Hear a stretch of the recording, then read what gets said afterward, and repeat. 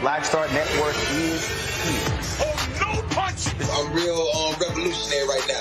Thank you for being the voice of Black America. All momentum we have now, we have to keep this going. The video looks phenomenal. See, there's a difference between Black Star Network and black-owned media and something like CNN. You can't be black-owned media and be scared. It's time to be smart. Bring your eyeballs home. You dig?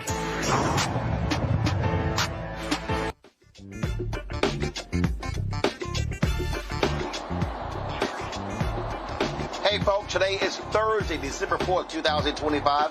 Coming up on Roland Martin Unfiltered, streaming live on the Black Star Network. We're in the Ro-Ro Mobile, traveling down the road from Atlanta to Montgomery, Alabama, where we are covering the 70th anniversary of the Montgomery Bus Boycott. Of course, this week, events have been taking place all throughout the city, focusing on the action that kicked off the Black Civil Rights Movement. We'll be talking about a variety of things, covering these issues, and also be sharing talking with the president of Alabama State University, and talking about the Joanne Robinson, the unsung hero, the sister, the Alabama State professor, who was the one who conceived the idea of the Montgomery Bus Boycott. Also, the 119th anniversary of Alpha Phi Alpha Fraternity Incorporated. Today's Founders Day. So always, guys, shout out the brothers of A Phi A. Virginia Democrats make it clear that they are going to get involved in this gerrymander battle. House Speaker Don Scott says he's preparing a map that will go from 5 Democrats and Republicans, 6 Democrats, 5 Republicans, to 10 Democrats and 1 Republican. We'll talk about that on the show as well. Donald Trump is handing out pardons like it's candy, and the people who are getting screwed are regular, ordinary people. Also, the white cop convicted of killing a black Illinois woman says he deserves a new trial. Nah, I don't think so.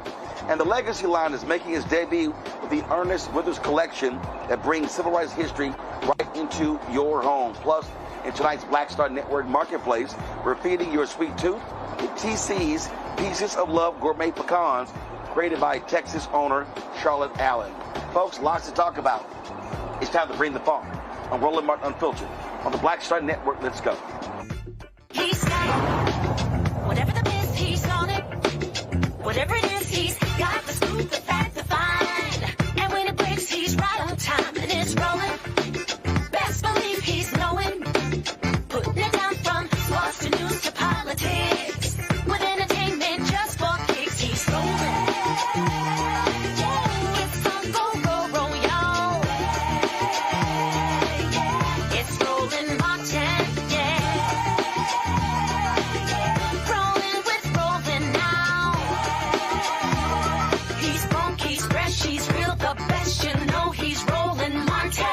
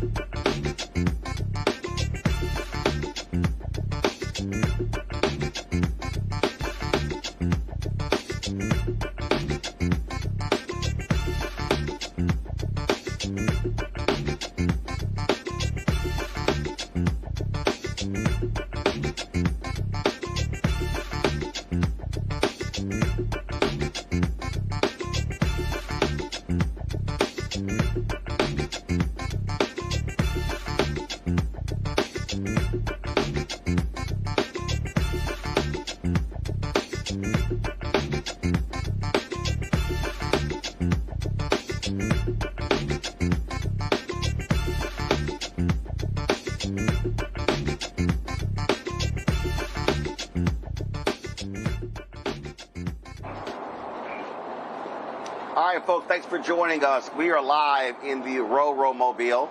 We are traveling down the road from Atlanta to Alabama State University in Montgomery, Alabama. Our plan was to broadcast today's show from the campus of Alabama State University. Had some issues getting a package to repair our vehicle here, but we're in here, of course, and this is one of the reasons why y'all helped to support us get this, the ability for us to be able to broadcast this show on the road with our mobile technology. And we're traveling down there because all week in Montgomery, Alabama, there have been events focused on the 70th anniversary of the Montgomery Bus Boycott. It was that effort that lasted 382 days that kicked off and started the Black Freedom Movement. It was the event that caused America to learn about a young preacher, 25 years old, Reverend Dr. Martin Luther King Jr. We know about Rosa Parks. We know about others as well. But the reality is, this movement, this bus boycott started with the professor on the campus of Alabama State University. That's one of the reasons why we wanted to do the show from there. This here, folks, is a book. It is called The Montgomery Bus Boycott and the Women Who Started It. It's the memoir of Joanne Gibson Robinson. It was edited with a foreword by David J. Garrow. Now, when we talk about the Montgomery Bus Boycott, so many people always talk about Dr. King, Reverend Alton Abernathy, and all the preachers. But it was black women in Montgomery that actually were the ones who spearheaded this movement, who started this movement, and really kicked it off. Joining us right now is Dr. Quentin T. Ross Jr. He is the president of Alabama State University. Glad to see you on the show. And of course, we know what the school colors are, Alabama State, and so it was perfect, Dr. Ross, for you to be dressed like an alpha on Founders Day of A5A. I know you're cute, but it's all good. You're representing your school well, and you're looking good in those alpha colors. Well, Roland, listen, thank you so much for having me. And let me wish you a happy Founders Day. And I figured you'd probably come out the box on that. But, you know, I always tell you that the black and gold pays the bill, so I'm not complaining at all about that. But I'm happy to know that you all are on the road and getting everything repaired.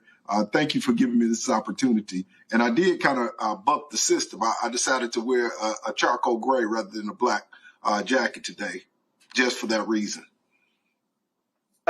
Well, from here it looks black.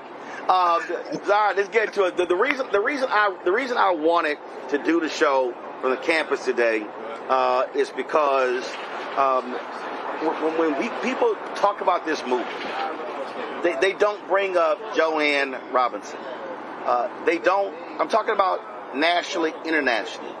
They don't talk about those black women in that political organization. Y'all have a building named after her on the campus.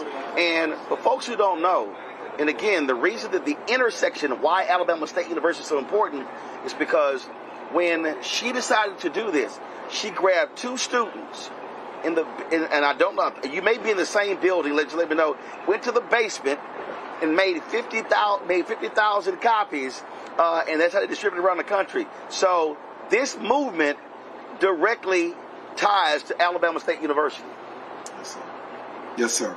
And when I think about this movement and really, you know, putting it into context, it was 13 years prior to the year I was born. And thinking about what they did back then to impact children that were yet unborn, you and me, it's just amazing. And the impact is still felt today. But when you talk about Joanne Robinson, and it really takes Attorney Fred Gray, who is a graduate of Alabama State University and was the attorney for the bus boycott, to really talk about Professor Joanne Robinson and her tenacity, being the president of the Women's Political Council here in Montgomery. But she also had her run-in on the transportation, with the transportation system, going back and forth with one of the drivers when she sat where they thought she shouldn't have sat when nobody else was around. And so I think that really fueled her fire and her vision to do something here in Montgomery to really impact the transportation system, even down to the point where she had a meeting even prior to the bus boycott with the then mayor of the city to see what could be worked out. And of course, that fell on deaf ears. But she did rise to the occasion. I'm in Council Hall. My office sits on top of the floor where the basement, where she and one other professor here at Alabama State University and two students churned out all the leaflets to go on the cars here in Montgomery, Alabama, telling people to stay off of the bus. And that impact was not only felt here, but it was felt across the country. And I really believe when you talk about the bus boycott, you know, really we talk about people sitting down on the bus, but it gave this nation and all of the blacks across this country the ability to stand up wherever they were against any injustice. So we're always excited. This is always a wonderful time of reflection here in the city of Montgomery. You mentioned the Women's Political Council, and that's critically important because that was the organizational infrastructure that Robinson joined and worked with. And the reality is, those black women, they actually wanted to launch this boycott before December 5th, 1955. But folks were not ready. To your point, she actually sent a letter a couple of days after the Brown versus Board of Education decision in 1954, calling on them to integrate the bus system there. And so this is critically important, because those black women, they were mobilized and organized. So when they made the decision, when Claudette Colvin, they talked about that, what happened to Robinson, but when it happened to Rosa Parks, that's when they said, it's go time. And then they activated that button. When she makes the copies, she then takes those copies to multiple sisters, and they were the ones who then distributed all across the community. So I'm making that point because this wasn't an individual trying to do something. That was an organization that was there, that they were able to make this thing happen. That's correct. That's correct. And they did it in a big way. And you know, not only with that, because they also fed people and transported them as well. You know, the organization just grew to really support the efforts of the bus boycott here in Montgomery, and the impact again was felt throughout the nation.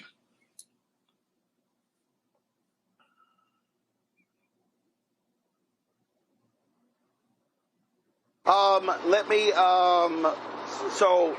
also say this here, Dr. Ross. What found me fascinating in reading her memoir, they were concerned about the impact on the black professors at Alabama State.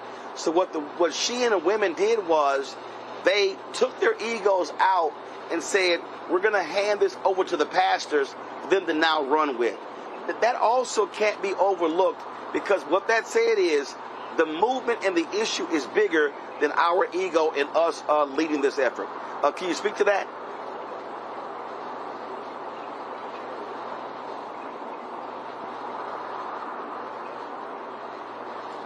Dr. Ross, can you hear me? Can you hear me? Can you hear me? Hello? Hello? Dr. Ross, can you hear me? Yes, I want to make sure you can hear me.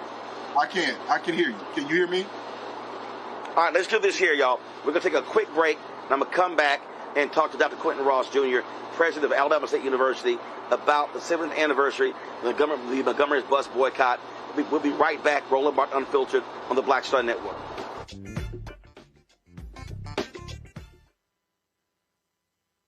If in this country right now, you have people get up in the morning, and the only thing they can think about is how many people they can hurt, and they got the power, that's the time for mourning.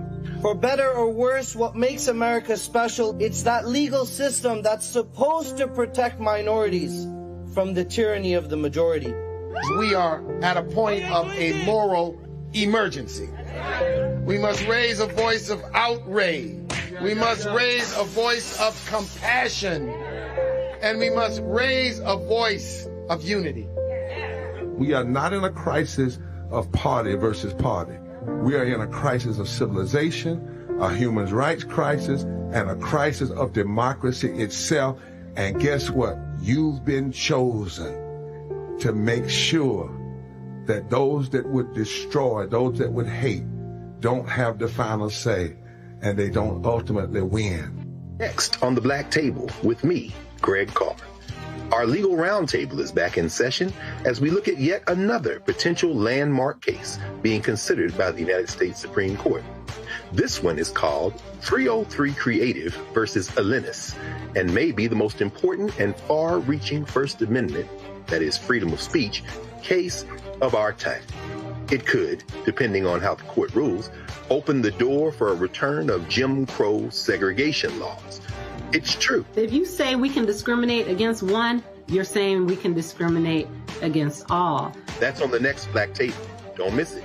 Right here on the Black Star Network. Violent white supremacy is, quote, the most persistent and lethal threat in the homeland. The greatest terrorist threat is the homeland. is the homegrown violence stream, including hate crime committed on behalf of some kind of white supremacist ideology. They are coming after everything in Black America. MAGA and Donald Trump are specifically targeting Black America. They are going after the money.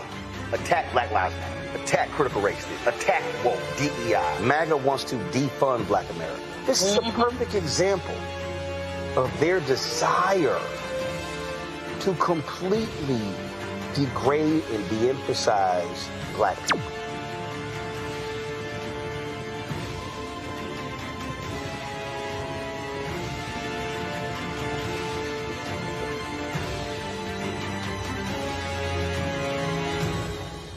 They said the quiet part out loud.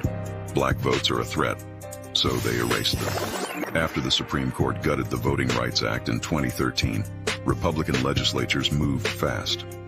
New voter ID laws, polling place shutdowns, purges of black voters from the rolls. Trump's Justice Department didn't stop it. They joined in. In 2018, his DOJ backed Ohio's voter purge system, a scheme that disproportionately erased black voters.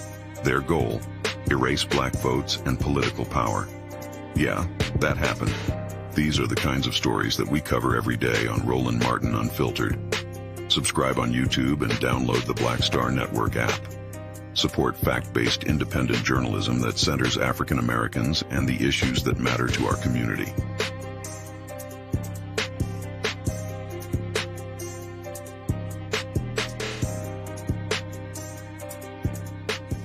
Are you ready for the holidays? This week on A Balanced Life with Dr. Jackie, we're talking about all things anxiety and the holidays, whether it's performance anxiety, presence versus presence, making certain that everybody in your space understands the boundaries and how to respect your home. This week, we're talking about those things that will allow you to have a peaceful holiday season. It really is not about perfection. It's really about, you know, the house feeling warm and cozy and peaceful. You don't have to like everybody, but what you can do is be cordial in those environments. That's all this week on A Balanced Life with Dr. Jackie here on Black Star Network. Hatred on the streets, a horrific scene, a white nationalist rally that descended into deadly violence. White people are losing their damn minds. As an angry pro-Trump mob storms the U.S. Capitol, we're about to see the rise of what I call white minority resistance. We have seen white folks in this country who simply cannot tolerate black folks voting. I think what we're seeing is the inevitable result of violent denial. This is part of American history. Every time that people of color have made progress, whether real or symbolic, there has been what Carol Anderson at Emory University calls white rage as a backlash. This is the rise of the Proud Boys and the Boogaloo Boys. America, there's going to be more of this. Here's all the Proud Boys, guys. This country is getting increasingly racist in its behaviors and its attitudes because of the fear of white people. The fear that they're taking our jobs, they're taking our resources, they're taking our women. This is white fear.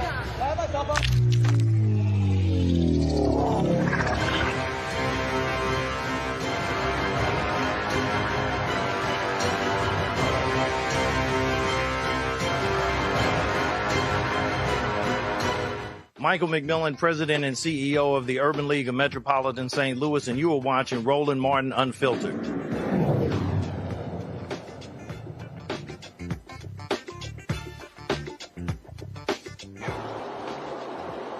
All right, folks, welcome back to the show. Dr. Quentin Ross, President of Alabama State University.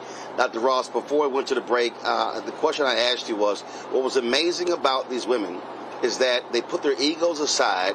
They said, hey, we don't want to get professors in trouble, losing their jobs on campus. So we're going to turn this thing over to the preachers, let them take it from here. That, to me, was an amazing decision.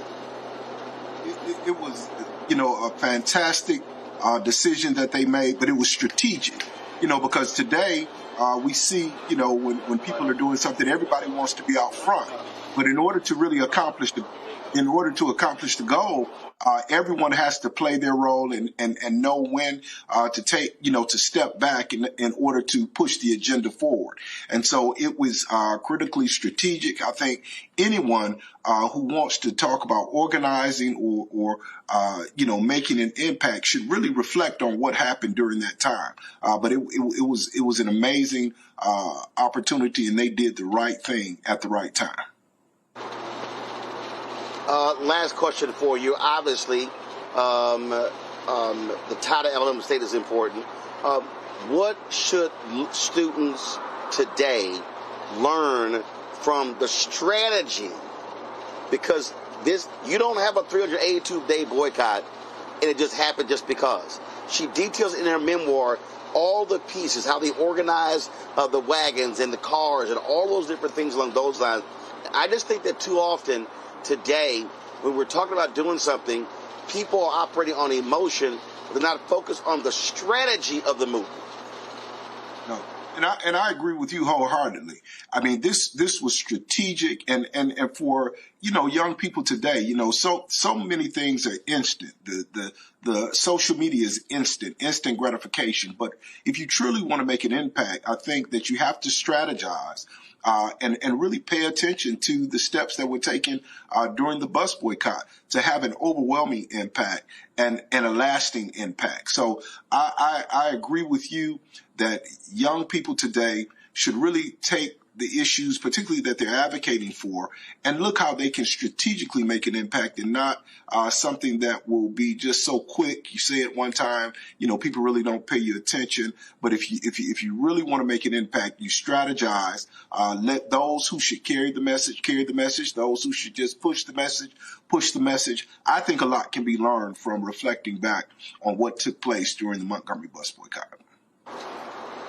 All right, Dr. Quentin Ross, a lot of things happening. You're busy. I know you got to go. I appreciate you joining us on this day. We look forward to get to the city. And again, we'll be broadcasting tomorrow from the original Holman Street Baptist Church. We'll be covering tomorrow night's mass meeting as well. Thanks a lot. Appreciate the opportunity. You all be safe. Thank you so much. Take care. Thank you very much. Folks, Joanne Robinson actually sat down in 1985 for an interview talking about this boycott, and I thought it was pretty interesting. So let's hear from her about what took place. The Women's Political Council was an organization that had begun in 1946 after just dozens of black people had been arrested on the buses for segregation purposes. And at that time, the black woman and the white man were the freest people in the southern states. And we knew that if something hadn't been done by the women, there wouldn't be anything done. And we had sat down and witnessed the arrest and humiliation and the court trials and fines paid of people who just sat down in an empty seat. And so we knew something had to be done. We organized the Women's Council. Within a month's time, we had over 100 members. We organized a second chapter and a third, so we had more than 300 members in that organization. We had members in every elementary, junior high, and senior high school. We had them organized from federal and state and local jobs. Wherever there were more than 10 blacks employed, we had a member there, and we were organized to the point that we knew that in a matter of hours we could corral the whole city. When you look back in history, it looks like the boycott was a spontaneous act provoked by the arrest of Rosa Parks. Was it? It was a spontaneous act from those persons who were not members of the Women's Political Council. But we had worked for at least 3 years getting that thing organized. The night of the evening that Rosa Parks was arrested, Fred Gray called me and told me she was arrested. She had somebody on her bail, but her case would be on Monday. And I, as president of the main body of the Women's Political Council, got on the phone and I called all the officers of the 3 chapters. I called as many of the men who had supported us as possible. And I told them that Rosa Parks had been arrested and she would be tried. They said, "You have the plans, put them into operation." I called every person who was in every school and every place where we had planned to be at that, have somebody at that school or wherever it was at a certain time, that I would be there with materials for them to disseminate. I didn't go to bed that night. I cut those stencils. I ran off 35,000 copies. I took them to school with me in my car.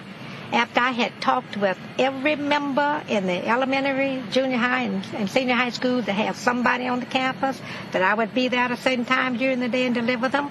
I taught my classes from 8 to 10. I was free from 10 to 2. And when my 10 o'clock class was over, I took 2 senior students with me, and I had them in my car bundled and ready to be given out. And I would drive to the place of dissemination. A kid would be there to grab them, disappear. And I was on the campus and off or in the front of the place or wherever it was before anybody knew that I was there. I delivered them in my car. The ministers were meeting at the same time? The ministers, not at 10 o'clock. The ministers were meeting that afternoon or sometime during the day on High Street. They were having the International Ministerial Association meeting. And after we had circulated those 35,000 circulars, then we went by the church. That was about 3:30 in the afternoon, and we took them to the ministers. And it was there that they learned there was to be a boycott. And they agreed to meet at Dr. King's church, Dexter Avenue, that night to decide what should be done about the boycott after the first day. You see, the Women's Council planned it only for Monday, and it was left up to the men to take over after we had forced them really to decide whether or not it had been successful enough to continue and how long it was to be continued. How did most people find out about it? The leaflets were distributed. Did the newspaper article? We had just everything in our favor because we distributed the 35,000 copies, and most of the people got the message. But there were outlying areas that didn't get it. And one lone black woman who was so faithful to her white lady, as she called it, went back to work and took one of the circulars to this woman so she would know what the blacks had planned. When the woman got it, she immediately called the media. And then following that, the television, the radios, and evening newspapers, everybody told those persons whom we had not reached that would be the boycott. So the die was cast. Sunday night, what was the weather like? We thought nature was going to fail us because the latter part of Sunday afternoon it started clouding. And Sunday night nobody was slept. Monday morning was very dreary, dark, cloudy, and the threat of rain. And it remained that way practically all day. But thanks be to goodness, very few people rode the bus Monday morning. And all of us were around to see how many got on them. Monday, the decision is made to continue the boycott. Monday night, the ministers held their meeting at Whole Street Baptist Church, and they voted unanimously to continue the boycott. And instead of it lasting one day, as the Women's Council had planned it, it lasted for 13 months. What kept it going? The spirit, the desire, the injustices that had been endured by thousands of people through the years. I think the people were fed up. They had reached the point that they knew there was no return, that they had to do it or die. And that's what kept it going. It was the sheer spirit for freedom, for the feeling of being a man and a woman. All right, folks, let's go to my panel. Reese Colbert, host of the Reese Colbert Show on Sirius XM Radio, joining us out of Washington, D.C. Dr. Nola Haynes, Georgetown University School of Foreign Service, joining us out of D.C. Dr. Greg Carr, Department of Afro-American Studies, Howard University out of D.C. as well. Reese, I'll start with you. The reason I think it is so important that history be told, not his story, is that I dare say, if you talk to anybody in Black America, hell, you talk to any white folks, and if we were talking about the Montgomery Bus Boycott, it's going to be a litany of men. It's going to be, and again, people think that they automatically go, Dr. King, Dr. King, Reverend Abernathy, the preachers in Memphis. I'm talking the preachers here in Montgomery. But again, it was the black women, the Women's Political Council. They were the ones who were driving this, who were organizing, who were mobilizing, who were raising the issues. And it was just multiple people, multiple women who were upset with the indignities were happening on the bus, men too as well. But it was the sisters who said, we have got to end this crap. That's right. And I think that it's so important that people recognize that black women are not the mules of society. We're not the mules of the civil rights movement. We're not the mules of the Democratic Party. We're not the mules of anybody's party. We are leaders. And our leadership, our ingenuity, our determination, our dedication has made this country a better place. And so I'm so glad, Roland, that you are highlighting these women leaders because it needs to be spoken about. We need to stop having discussions where black women are supposed to take a back seat or where black women being a part of the discussion is looked at somehow being detrimental to black men also getting a seat at the table, black men also being leadership. We work best in concert with each other, not against each other, and we work best when we all have a seat at the table. And I think it's really important in times like these to recognize that you need infrastructure, you need investment, and you need strategy. You can win things without just tweet strategy and social media strategy. You need a boots on the ground. You need strategy with people who don't always speak the loudest, who don't always be at the forefront, but who are actually doing the work that it takes to see change happen. You know, I am always, Nola, I'm always fixated. I'm always fixated about strategy. I'm always fixated about how they got things done. And when I found out about Dr. Robinson's book, I mean, this is her memoir. Because what happened was, when I interviewed Fred Gray, and we're going to have a portion of that, when I interviewed Fred Gray, the attorney, a couple of years ago, he told the story of what happened. He and Joanne Robinson sitting at a kitchen table and going over the Montgomery Improvement Association, going over the points of it. And it really was the first time I heard about her. And I got the book. And so to sit here and read the book and to read what she went through moving to Montgomery, Alabama, what she went through and what the indignities. And then, of course, everybody was like, oh, Claudette Colvin wasn't picked because she was a young girl who got pregnant. Well, Fred Gray was her attorney, and he told the story that, well, no, that's not actually what happened there. But it was just fascinating to see how they put this whole thing together that culminated in that critical Supreme Court decision striking down segregation on buses. Absolutely. And I am so happy that this show talks about strategy all the time, because that is how the Montgomery Bus Boycott happened. You mentioned earlier about emotion. You know, I think emotion is great in terms of a motivator, but beyond motivation, you know, you need to apply, you need to apply the motivation. You need to apply that energy that you're getting from this thing that is upsetting you, that is triggering your emotions, right? And you need to then come up with a solution and then go ahead about applying the different steps to achieve your end goal. Right. So that's what strategy is. It's beyond the emotional part, in today's world, we'll go on social media, we'll post something and that's it. But strategy takes patience. Strategy takes time. And unfortunately, the world that we live in today, people's attention spans are about 2 seconds long. So when I think about the dedication and motivation that it took and the discipline for that boycott to last as long as it did, over a year. And when I think about the Target boycotts, when I think about Nina Turner, when I think about We Ain't Buying, when I think about LaTosha Brown, I hope these women also make the history books like Pastor Jamal Bryant, that they also are talked about, that they are also mentioned, because women continue to put the work in. And that is what we do, especially Black women, even as everything is pitted against us in America. We are still getting the job done. Greg, again, the reason books are important, the reason telling the story is important, because you find out what really, really happened.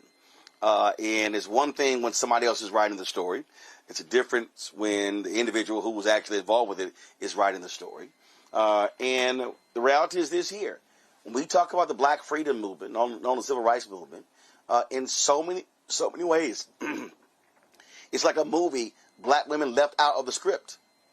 I mean, we could just go on and on and on in so many places. We talk about the march on the 1963 March on Washington for Jobs and Freedom, and how there was not a woman on the official program. Now, the pre-program, Merle Evers was supposed to speak, but she was out of town, and so Daisy Bates spoke, and not a single woman. Roger Wilkins tells the story of how often, when the civil rights leaders would come to the White House, Dorothy Height was never in the photos until one day he moved her chair right next to LBJ, and that's how she ended up in the photo. Otherwise, you wouldn't have known Dorothy Height was even in the room.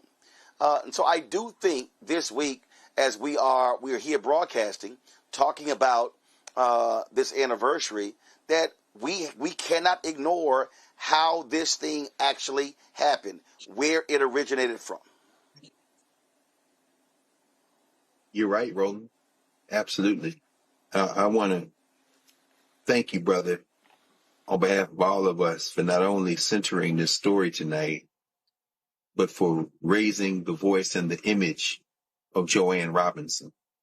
And you're absolutely right. That book should be on the shelf and must be read by all of us over and over again. The Montgomery Bus Boycott and the women who started it.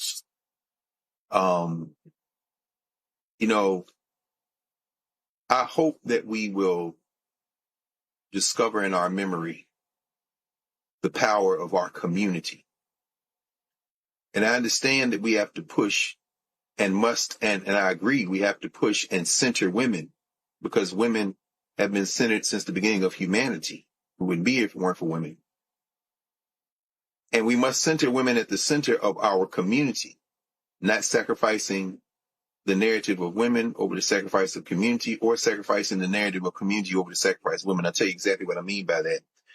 And thank you for the first time I got a chance to sit with for a second and shake hands with Fred Gray and his wife when he came here to receive the medal from the White House. And you called and said, you want to come down and meet Fred Gray? I said, yeah. Since then, I've seen him several times, because the Fred Gray Institute, located in Tuskegee, between Tuskegee and Montgomery, has its big convening there in Montgomery. It'll be back there again in March 2026. And I'm honored to have been able to spend time with Baba Fred, who continues to fight. I don't know how this man does it in his 90s, but he continues to fight. But when Joanne Robinson tells the story, because we know that on that campus of Alabama State University, Fred Gray was a student, and that Joanne Robinson was Fred Gray's teacher and sent him, after he finished Alabama State, to Case Western Reserve in Cleveland, where I saw him a couple of months ago. The law school there honored him, and he had a convening of fellows to talk about this work that continues. I'm raising it for this reason. The great Council Trenholm, perhaps, in fact, the most famous president of Alabama State University, predecessor of Dr. Ross and everyone in between them, was not a direct member of the Montgomery Bus Boycott, but his wife was right there with Joanne Robinson, helping do that work and spread the word. And I'm saying all that because Council Trenholm couldn't be out front, because he was living in a white supremacist state, negotiating for Alabama State to continue to operate. And when he found out that they were using that equipment to run off those flyers, he called Joanne Robinson to the office and was like, what's going on? And when she briefed him, he was like, okay, proceed. Just be careful. My point is, community is how we will win. And in thinking about that on a night like tonight, when Fred Gray, who argued Browder versus Gale, as you said, and smashed this at the Supreme Court level, even as we see the MAGA 6, the white nationalist 6 at the Supreme Court telling Texas they can go ahead and use those racist maps, we must always be reminded that because we are in community, we will prevail. They are going to fail. And I wish with my whole heart I could be there this weekend in Montgomery, Alabama. My mom was born from not too far from there, because in many ways, Alabama plays a role that no other place in this funky criminal enterprise plays. I wish I could be there, brother, but I know Otis and them going to do their job, and we can not only never forget, we got to look at that blueprint.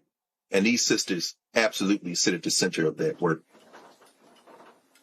Folks, we're going to be playing a portion of that Fred Gray interview a little bit later, but we do, Greg alluded to it, we do have some breaking news.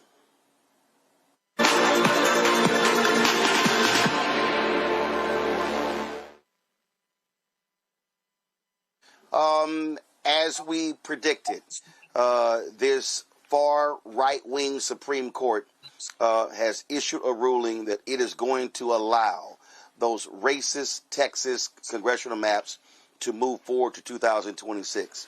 Remember, Donald Trump called the governor of Texas and said he wanted 5 seats. The Department of Justice issued the letter claiming that Texas congressional maps were unconstitutional because race was a factor. And so he called a special session. The Republicans led it. Remember, the Democrats walked out. But we told y'all, and I hope all those Democrats in Texas, all those Democrats who punked out, who did not want to stay out, and they could have stayed out. Oh, we don't know how long they can stay out. And they said, well, we think if we do this and we come back and they pass the maps, then, we're going to be able to, the Supreme Court is going to freeze the maps in place. And even though there was a lower court ruling declaring that race was indeed a factor, the Supreme Court is going to allow it to move forward. And the Supreme Court has ruled. The Supreme Court has ruled that they said that the plaintiffs more than likely are not going to win on this particular merits of the case. AP story says the justices cast doubt on the lower court finding that race played a role in the new map, saying in an unsigned statement that Texas lawmakers had, quote, avowedly partisan goals, unquote. Ain't that something? Greg, your thoughts? I embrace it.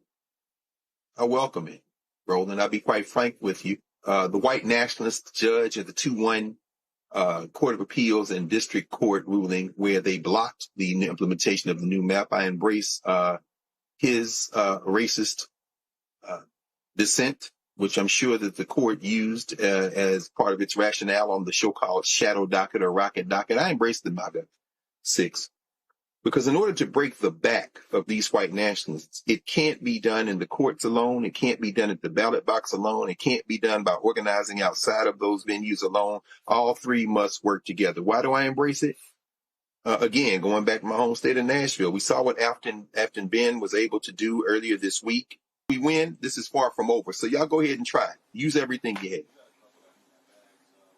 This right here, Reese, is why you cannot have weak Democrats in leadership. The Democrats in Texas who chose to end the walkout, they's like, well, the way we see this playing out, and I disagree with them. I challenged them. I said, you are screwing over black voters. As a result of this decision, this wipes out the congressional district of Congresswoman Jasmine Crockett.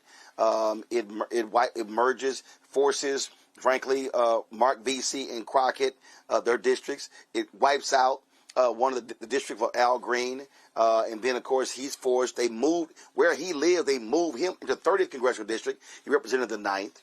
And this is why what California, Gavin Newsom, what he did there was important. In fact, this is Virginia Speaker of the House, Don Scott, a native of Texas, Sterling High School in Houston.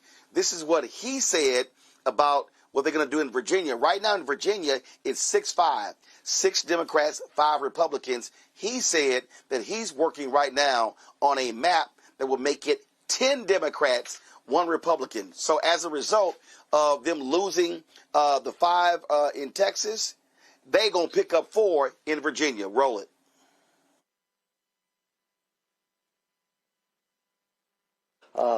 Tell us a little bit about how you think that's going to go here, and if you can give us any hints about how it will play out. Well, first of all, we got to realize, we didn't want to have to do this. This was done because Donald Trump told Texas Indiana, North Carolina, our neighbors, to rig the election and make sure his policies are so unpopular, he couldn't win the midterm. So he's rigging it, redrawing those states' maps, and basically disenfranchising Virginians, and disenfranchising other parts of the country who now their voices won't be heard. Their voices will be minimized because he's rigging the election. And so, I don't know how y'all did, but I grew up in 3rd Ward in Houston, and if a bully came and punched you in the mouth, you didn't sit there and cry. You better punch back unless you're going to keep getting punched. And that's where we are right now. We have a bully, and he has a bully pulpit, and he's bullying these folks in these states to change the rules. And so we have an opportunity, we have an obligation, I think, to stand up and do something different. And in Virginia, because we have this trifecta, we have an opportunity to do some redistricting, to look at redrawing the maps. Our congressional delegation right now is 6-5 Democrats, 6 Democrats, 5 Republicans. 10-1 is not out of the realm. And I think, you laugh. I'm not joking. I think it's no, 10-1 is not out of the realm to be able to draw the maps in a succinct, community-based way. But we're going to take a look at it. We have to. The Congress right now is like a 3-vote difference. And so if he keeps rigging these things by 1 and 2s and 3s, we have to push back. And so right now, Virginia's going to have an opportunity. We have a long process to do that. Ultimately, the voters decide. The legislature, we have to make a constitutional amendment. We've already voted for the first resolution. In Virginia, you have to vote for it twice with an intervening election. So we voted for it once. We had an election. We'll vote for it again, more than likely on January 14th. That's why I say things that happen fast. And then once we do that, we'll set a date, pass some legislation to set a date for an election to happen on whether we should adopt that proposed constitutional amendment to allow us to do what they call the decennial, right? Every 10 years. So a mid-decennial redrawing of the maps. And that's what we would do if we were able to pass that. So y'all going to be seeing a lot of more TV commercials again. I apologize in advance because it's going to be a whole campaign. And hopefully most of y'all will support it because we cannot allow folks to rig the system in the middle of the cycle and we not respond. And that's what we're doing. Well, recently I wish somebody tell a punk leader in Maryland to get off his ass and use your power the way Republicans are. Well, first of all, let's go back to Texas. I have to say, Roland, when the walkout happened and several lawmakers returned and Jolanda Jones stayed behind, I said, let's see when this special election happens if the voters reward her for her bravery and for her steadfastness in terms of saying we want to fight it like her in Congress. She did not make the runoff. We now see State Representative James Tallarico, who's running for Senate, and people are telling Jasmine Crockett to stand down because he's supposedly the best chance. So there's a disconnect between the whole notion that Democratic officials, Democratic candidates, et cetera, should be the ones to fight and what voters actually support. So I just want to start there. But I'm glad to see them fighting this way in Virginia because it is about time that Democrats recognize that one side can't be the side of decorum and civility and for the rules and for, this is how it's always been done and we don't want to set a precedent. Fuck that. Set all the precedents that you need to let them know that we're going to bring an Uzi to a gunfight, not a knife any longer. And so the Supreme Court is doing what it's doing, but I want to go back to what Dr. Carr said. What are the Latino Hispanic voters that Republicans are pulling their pump card right now and saying that, we're going to pack a whole bunch of y'all on these issues because y'all don't vote or y'all vote Republican anyway. What is y'all going to do? Are y'all going to say, we don't want to be terrorized by ICE. We don't want the color of our skin. We don't want our accents to be open season on us being stopped, harassed, being detained, being deported, our families being broken apart because y'all thought that he wasn't talking about y'all when he said they're bringing the drugs, when he said that we're going to go after the criminals. What is y'all going to do? If they start realizing that this is their N-word wake-up call, and they ain't white like how they maybe thought they were, and they ain't the upstanding citizens that they thought they were, then maybe we could see some change. I don't bank on white people changing their opinion, but the Latinos, that's where the key to what happens in Texas and much around the country is going to hinge upon. Nola, the point here, which I said to these Texas Democrats who I said were wrong for in the end of the walkout. I said, you cannot trust this Supreme Court. This was a 6-3 decision. I said, you cannot trust this right-wing court. You cannot trust them. I said, so you must, as State Representative Harold Dutton said, you use everything in your arsenal. Harold Dutton even floated the possibility of all Democrats resigning. That would absolutely, he said, the governor could not call enough special elections fast enough to hit the deadline when it came to filing for these races. And too many of these weak Democrats, they say, well, we're going to break it. We're going to break the quorum. Oh, we can't stay out. And look, I understand the impact on families and all of that. But guess what? We're in this city right here. We now arrived on the campus, Alabama State. 50,000 black people did not get on a bus for 382 days. I think some of these white and Asian and Latino, and there was some black Democrats in Texas, they should also learn to have a lot more damn fight in their system. And now, as a result, they got to live with these maps because the Supreme Court says they can move forward with it in 2026. Yeah, that's a really good point. You know, the first thing that I want to say is I don't think any of us here are shocked about what happened. I mean, we all pretty much told the world that is what was going to happen. So let me say that. And then secondly, you know, I'm thinking about this as a political scientist.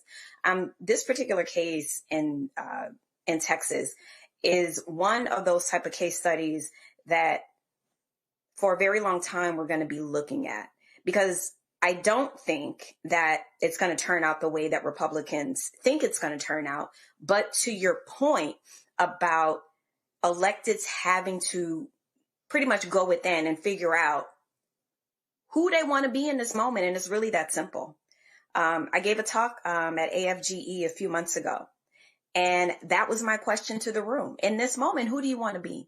And I always say, I don't chide anyone who wanted to be a government employee, wanted to be an elected official, to do good, to fight the good fight, to really believe in decorum and coming together, you know, on the Hill and legislation and all that, all the things that it's supposed to be. I don't blame anyone for believing in that. But now we know quite firmly where we sit with all of this.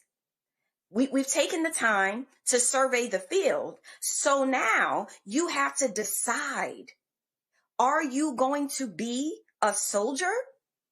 Are you going to be a witness? What role are you going to play in all of this? Because right now, the type of electeds that's needed, they may not be able to, the type of electeds that we need right now may not be able to walk through, a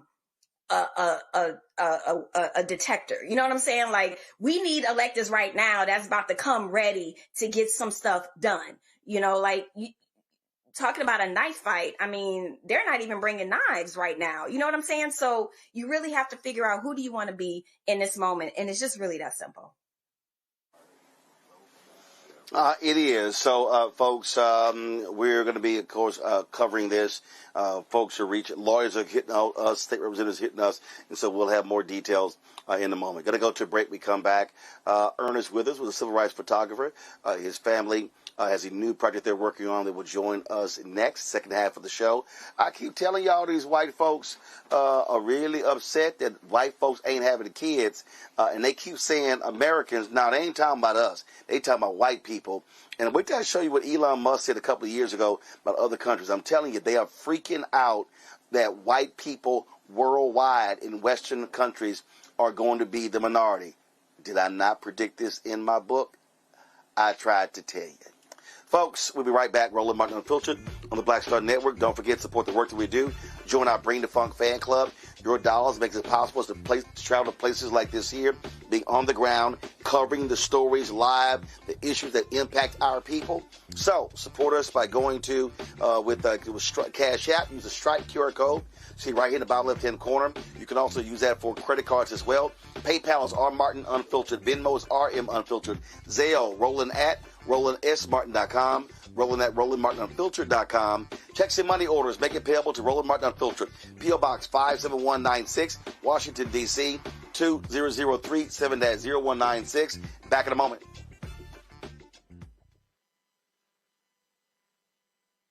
They said the quiet part out loud. Black votes are a threat, so they erased them. After the Supreme Court gutted the Voting Rights Act in 2013, Republican legislatures moved fast. New voter ID laws, polling place shutdowns, purges of black voters from the rolls. Trump's Justice Department didn't stop it. They joined in. In 2018, his DOJ backed Ohio's voter purge system, a scheme that disproportionately erased black voters. Their goal, erase black votes and political power. Yeah, that happened. These are the kinds of stories that we cover every day on Roland Martin Unfiltered. Subscribe on YouTube and download the Black Star Network app. Support fact-based independent journalism that centers African Americans and the issues that matter to our community.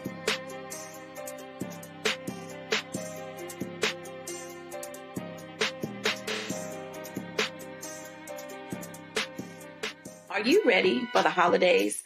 This week on A Balanced Life with Dr. Jackie, we're talking about all things anxiety and the holidays, whether it's performance anxiety, presence versus presence, making certain that everybody in your space understands the boundaries and how to respect your home. This week, we're talking about those things that will allow you to have a peaceful holiday season. It really is not about perfection. It's really about, the house feeling warm and cozy and peaceful. You don't have to like everybody, but what you can do is be cordial in those environments. That's all this week on A Balanced Life with Dr. Jackie here on Black Star Network. If in this country right now, you have people get up in the morning and the only thing they can think about is how many people they can hurt, and they got the power, that's the time for mourning. For better or worse, what makes America special, it's that legal system that's supposed to protect minorities from the tyranny of the majority. We are at a point of a moral emergency. We must raise a voice of outrage. We must raise a voice of compassion. And we must raise a voice of unity. We are not in a crisis of party versus party. We are in a crisis of civilization, a human rights crisis, and a crisis of democracy itself. And guess what? You've been chosen to make sure that those that would destroy, those that would hate, don't have the final say, and they don't ultimately win. Hey, I'm Tasha Cobbs, and you are watching Roland Martin Unfiltered. But I need a little filter. I need something. Blow me out. Make me look 35.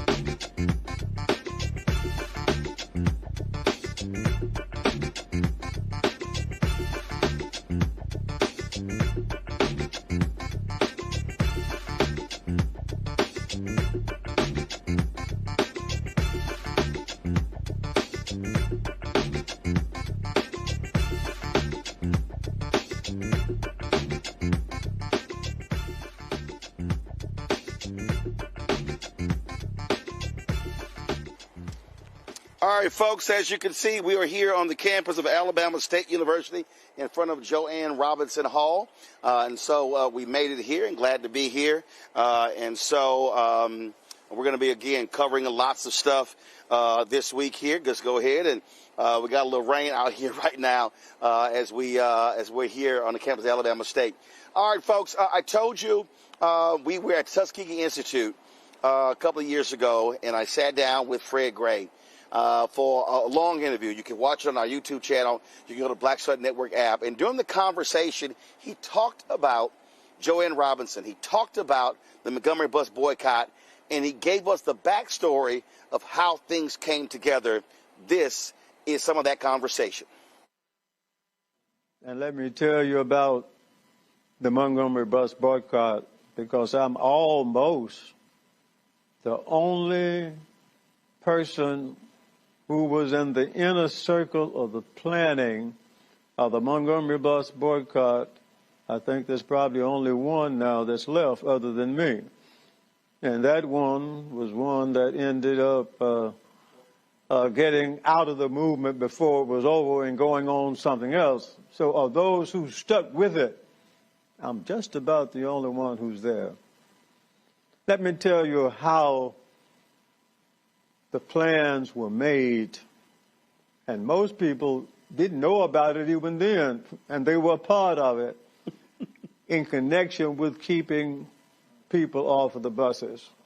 Well, we all realized that at some point we're going to have to file a lawsuit to declare the city ordinances and state statutes unconstitutional. However, it takes a long time to do a lawsuit. You can do it, you've tried, you got 2 or 3 appeals, take 2 or 3 years. And if you're going to tell people immediately that you got to stay off of the buses until a lawsuit is resolved, they say you whistling Dixie. However, if you tell them, let's stay off for a day as a protest for something, that's different. Well, Joanne Robinson, who was a professor at Alabama State in English, had had a bad experience on the buses as far back as 1948. And that bus wasn't even completely full, but she sat about midways, and she had a bus driver who wanted her to sit further in the back, and she just got off the bus.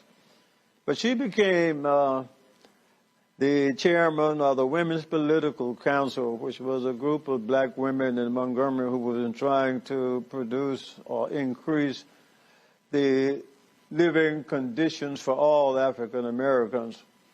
She started documenting every incident that she could find. So, and she said what we need to do is stay off of these buses.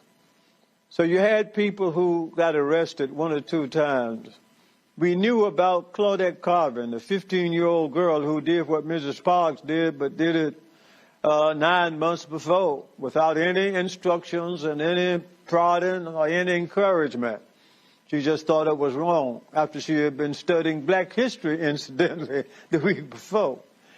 But I represented her, and she was my first civil rights case. And when I lost her case before Judge Hill in the juvenile court, where they found her to be a delinquent and then placed her on unsupervised probation, which was saying nothing, I tried to get the judge and tried to tell him that what they were trying to do was to enforce the segregation laws, but he wouldn't listen to me. He still found her guilty. So what we did, Joanne had that, and she had gotten the leaders in Montgomery, and E.D. Nixon was the Mr. Civil Rights involved. And after that, she was convicted. Had a meeting with the city officials about it. They said, well, we're sorry what happened to that girl, but it won't happen again. Later, then Rosa Parks' case came up on December 1st. Well, I knew her from my earlier days. And on the day of her arrest, we had had one of our conferences that we had had for about a year since I started practicing. And we had been talking about what you should do if you are arrested on the buses. I was going out of town that afternoon, and we hadn't ended our little conference. So when I got back, I had phone calls from Mrs. Parks and a lot of other folks telling me that Miss Parks had been arrested and she wanted to see me. I called her and she told me to come over to her house. This was in the afternoon of December 5th. I went by and talked to Miss Parks. She told me what happened, and she said my case is set for trial for 8:30 Monday morning, December 5th. That's just 3 days away. This is Thursday evening. Mm-hmm. She retained me to represent her. I said, fine, Miss Parks, don't worry about your case. But let me tell you this. She said, you know, Joanne Robinson has been talking about for some time, and particularly since Claudette Carvin's case, that people ought to stay off of the bus as a unified effort to let them know we mean business. And I said, I'm going to talk to her and see. I think if we're going to ever do that, you're doing what you have done is enough. So you don't need to get involved in any of the rest of this. You just go on, take it easy, and I'm going to talk with you again between now and Monday. I said, but I'm going to go and talk to Mr. Nixon, who has a majority of the black people following him, and he had signed her bond to get her out. I went a few blocks to Mr. Nixon's house, talked to him. He was a Pullman car porter. Mr. Nixon was not an educated man, but he was a well-elevated man.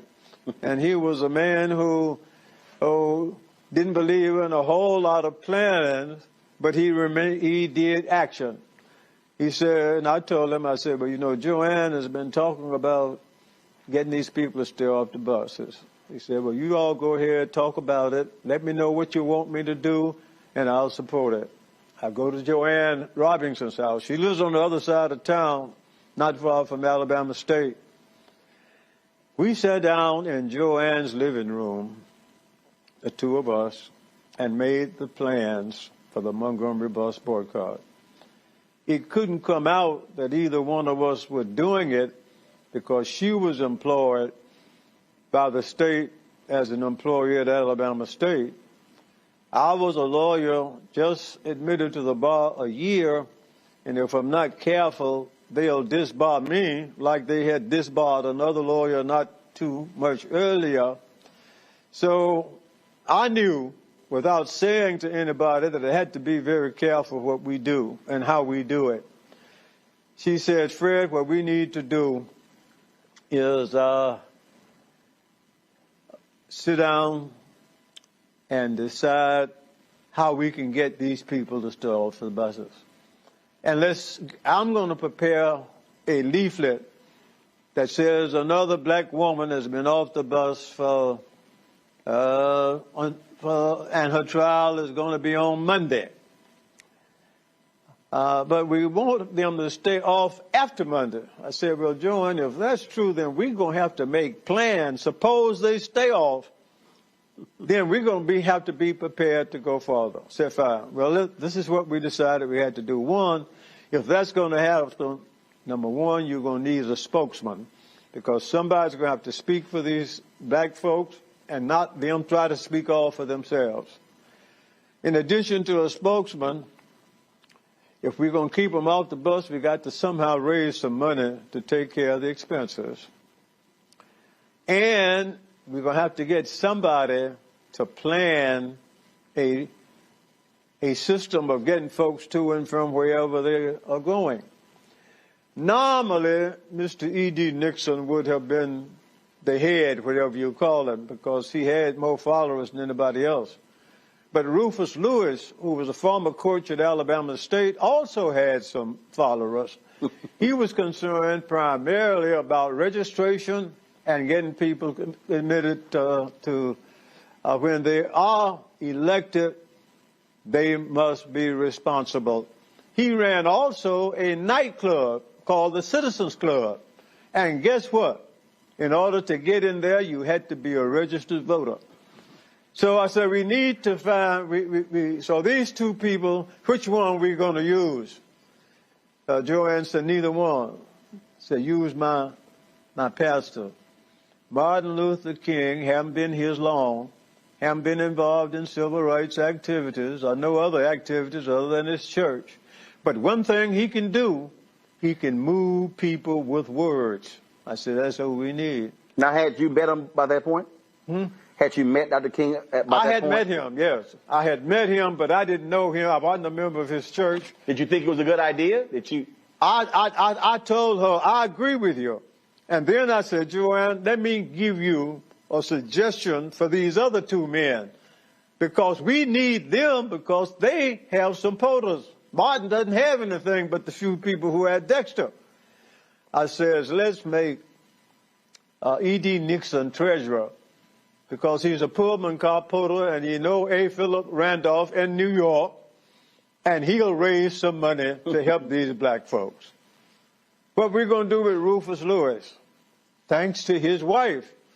His wife is half owner of Ross Clayton Funeral Home, the largest funeral home for blacks in Montgomery then and still is. And they have cars. We need cars to transport people, and they have somebody who drives those cars. So make him chairman of the Transportation Committee. And then you're going to, believe it or not, you're going to need something else. You're going to need a lawyer. Well, here am I, send me. Those were the plans that we made.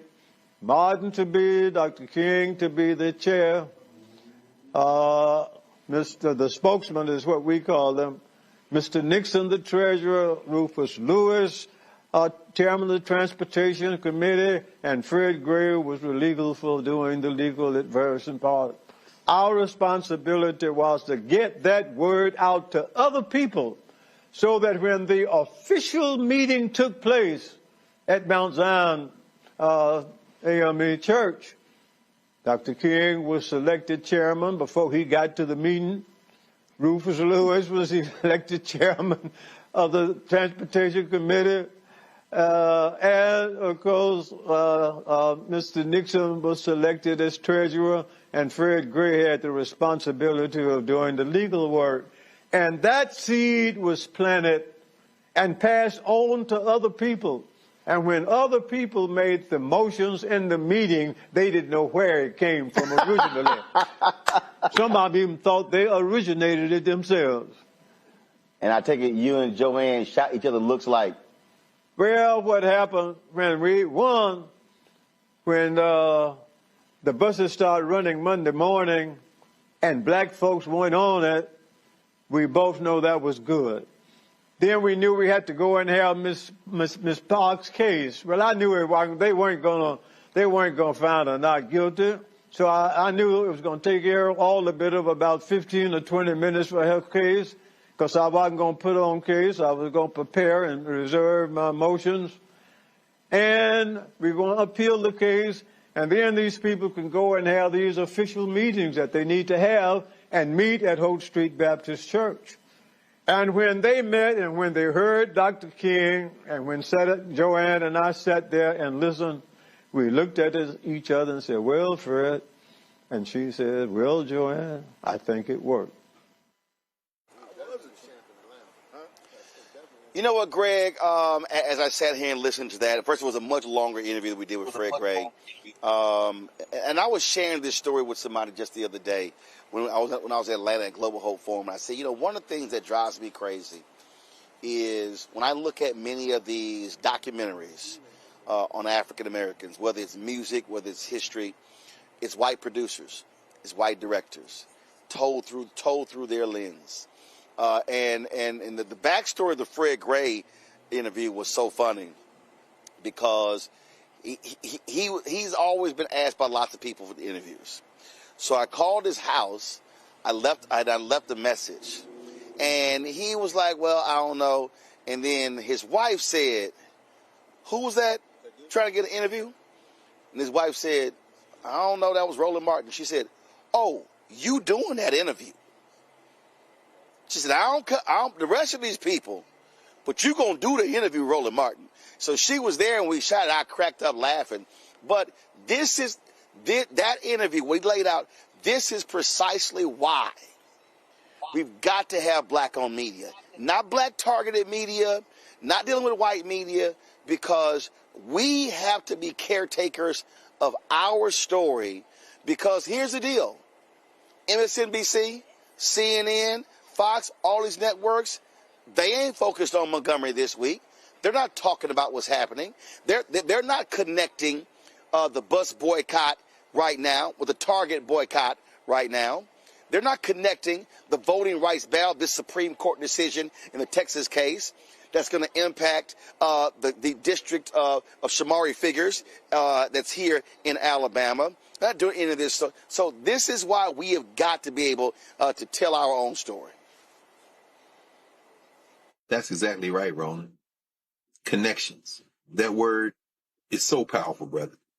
You're not going to see that interview anywhere else. A lot of people who've interviewed Fred Gray, a lot of people who talk with him, but, and of course, all respect to Miss Carol, Carol Porter Gray, his wife. The reason that interview is different is because it's what I would call in an Africana studies rendering a governance interview. It's who we are to each other. You know, I've been having this conversation a lot with a lot of elders over the arc of the last maybe 10 years. A lot of people now, and I'm talking about even a lot of black academics who have no connection to community building, institution building, organizing, but who want to make a name for themselves, understandably, by demonstrating their academic chops, by spending all their time in the archive and walking right past the living people who they don't know that they should be listening to. You know, black history is hot now. It's important now. People think they know about the Montgomery Bus Boycott, but the key moment in what you just shared with us was right there at the beginning of the story when you said, Miss Carol said, wait, who? Roland Martin. Oh, yeah, you're doing that interview. What does that mean? That means that you can't walk up into an elder's space and say, you're Fred Gray? Oh, I was told by so-and-so. I looked in this archive. I saw this paper. I saw you were the lawyer, brought over scale. Tell me what happened.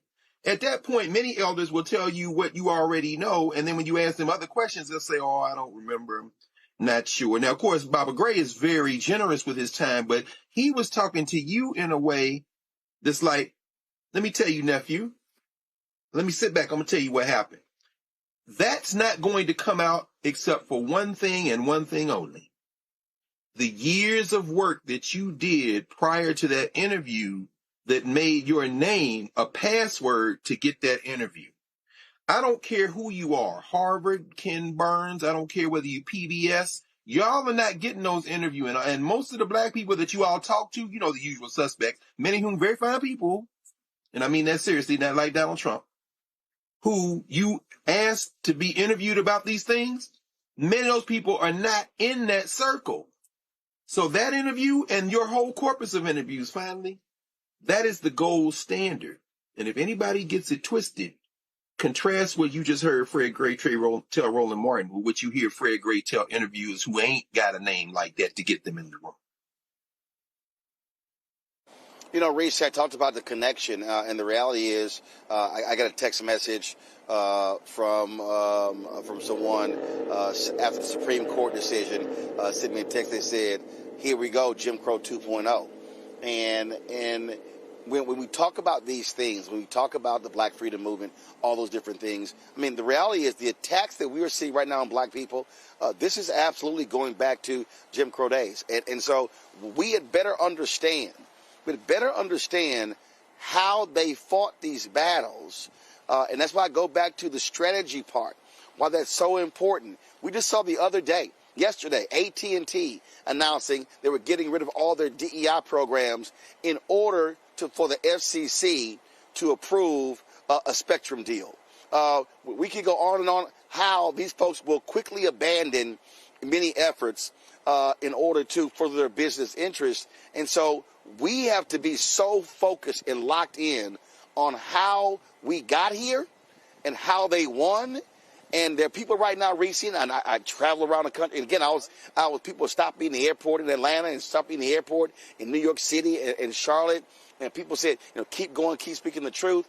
But what I keep trying to explain to people as well is that this is not a moment. And I keep hearing it, Reese. This is not a moment for us to be scared to death, for us to be fearful. This is a moment that this generation is going to have to grab some courage that the previous generations had. Well, I don't know about that. I ain't seeing it. I ain't seeing the courage. Well, listen. I didn't say they've done it. I'm saying they're gonna have to do it. Child, they ain't ready. The people ain't ready yet. So I don't know. That's all I got. The people ain't ready. Noah? Can y'all hear me? We can hear you. It's kind of breaking up. Yes, we got you. What was the question? We got I didn't hear the question. Go. Well, you heard my question to Reese, and I want you to... I didn't. Oh, my God. Are you not paying... Nola, okay. What I said is... I'm not in a production booth. Nola, here you go with that janky computer and that cricket Wi-Fi. This is what I said. This generation is going to have to get the courage of the previous generations to understand that what these folks are doing is trying to roll back to Jim Crow 2.0 without the water fountains, separate but equal. I mean, the separate water fountains, but folk today going to have to get some of that old school ancestral courage. Absolutely. I mean, they talk about ancestors all the time, but, it's more for aesthetic. But to actually have that energy, to actually show up and do the work. One of the things that I loved about going to UCLA is we always had access to Black Panthers. They would always come on campus and talk to us about the realities of what it was to be that kind of activist during that time. And the one thing that they would always level set on is like, look, this isn't games. Erica Huggins would always remind us that her husband was murdered in the building that we were sitting in at UCLA, that her and her husband picked up and moved cross country because they wanted to be a part of the movement because they believed in it that much. The generations right now are worlds apart from that generation. And it's a few reasons, right? You have a generation that's raised by people that's coming out of the Great Depression, World War I, World War II. There's a lot of things that's going on in the background that contributed to that built that type of person. But unfortunately, we are so comfortable, and it makes me angry because I am not mad at people wanting to be comfortable and wanting the American dream. But unfortunately, that's not a real thing for Black people. And secondly, that's just not the moment that we're in. And I know a lot of people are pissed off about that because all you want to do is go to brunch and, take selfies with your friends and be cute. And I'm mad because I like doing that too. That's just not the moment that we are in. So I don't want to, I don't want to be that person to say, kids, get off my lawn. I get it. They were raised to be comfortable. So to now tell them to get up, to go outside and fight and to sacrifice, all of these words don't make sense to them. So there's a lot that we have to do at school, at home. It's about education. It's about motivation. It is a process here. They're not going to put down their phones and, put down their gaming consoles to go stand up and do the thing for 382 days. That is going to take a community, that is process, that is dedication, and we need funding to actually set up the type of programs that's needed to educate our young folks about this moment. Indeed. Got to go to a break. We come back. We're going to talk with Damian Hewitt, Laws Committee for Civil Rights Under Law, about this Supreme Court decision regarding the Texas case, the implications of that. We'll also hear from the Ernest Withers family about their new venture. Lots to break down as we here on the campus of Alabama State University in Montgomery, Alabama, this week as festivities continue, focusing on the 70th anniversary of the Montgomery Bus Boycott that lasted 382 days, and that is considered the beginning of the 13-year Black civil rights movement. You're watching Roland Martin Unfiltered on the Black Star Network. Next on the Black Table with me, Greg Carr. Our legal roundtable is back in session as we look at yet another potential landmark case being considered by the United States Supreme Court.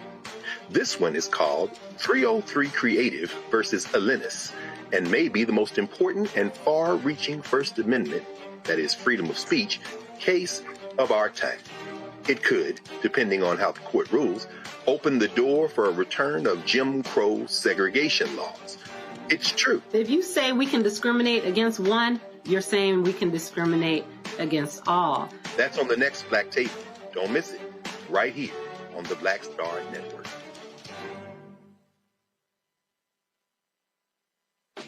Hey, what's up, everybody? It's Godfrey, the funniest dude on the planet. And you're watching Roland Martin Unfiltered.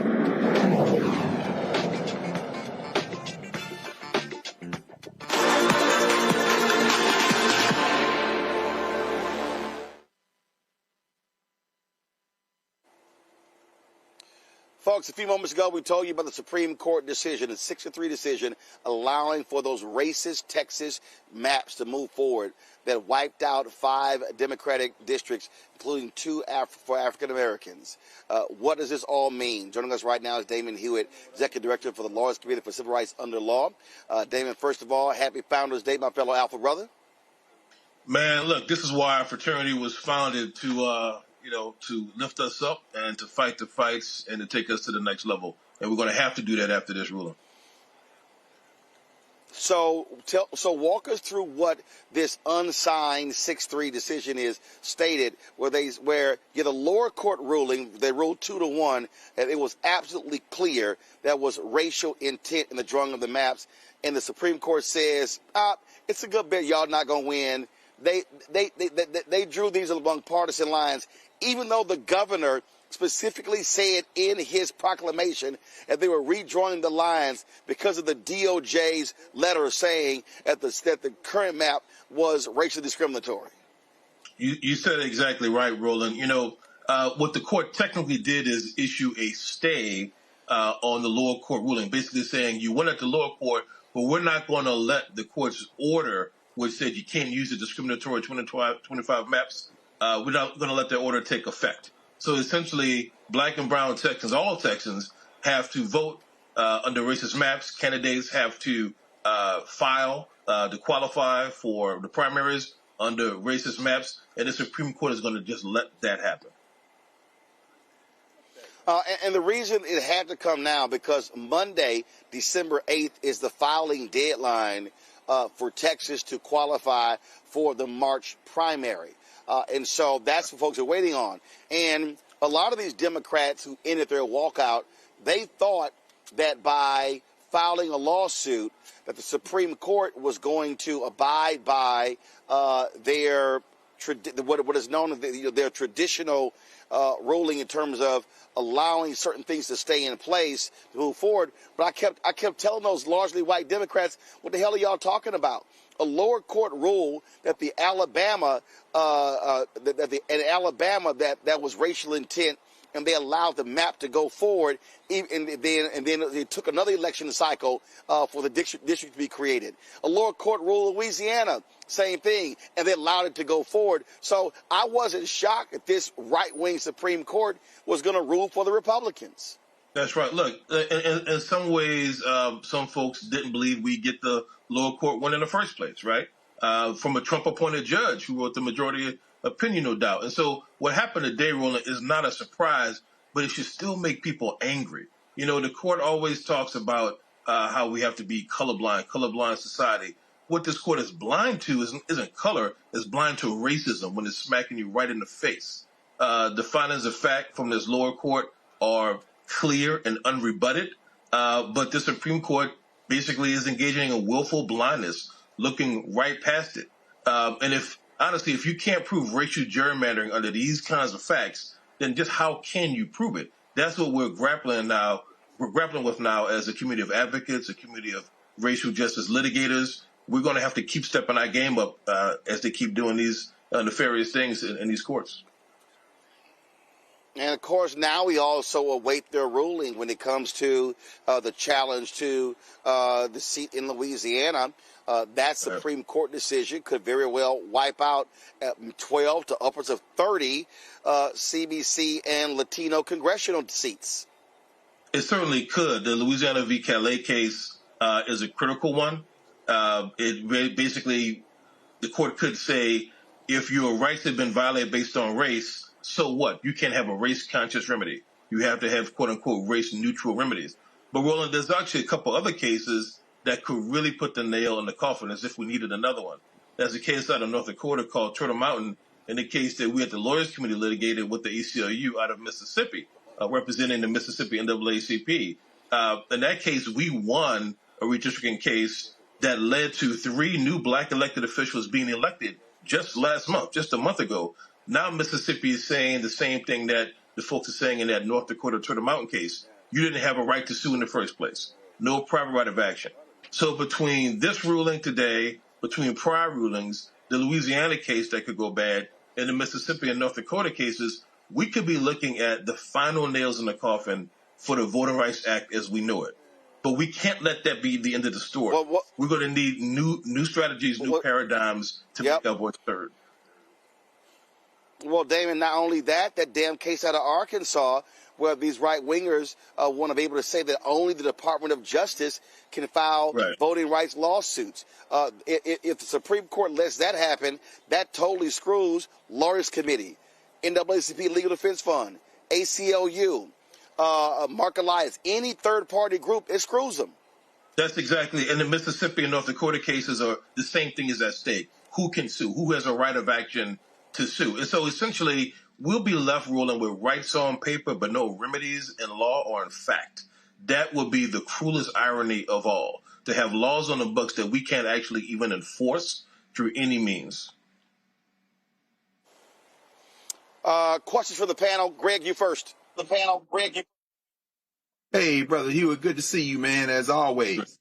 Let me ask you, this screed that came out of the Court of Appeals, that came out from Judge Smith for the Fifth Circuit, how much do you think that weighed into today's Rocket Docket decision? Well, it's difficult to say, Greg, and good to see you too, man.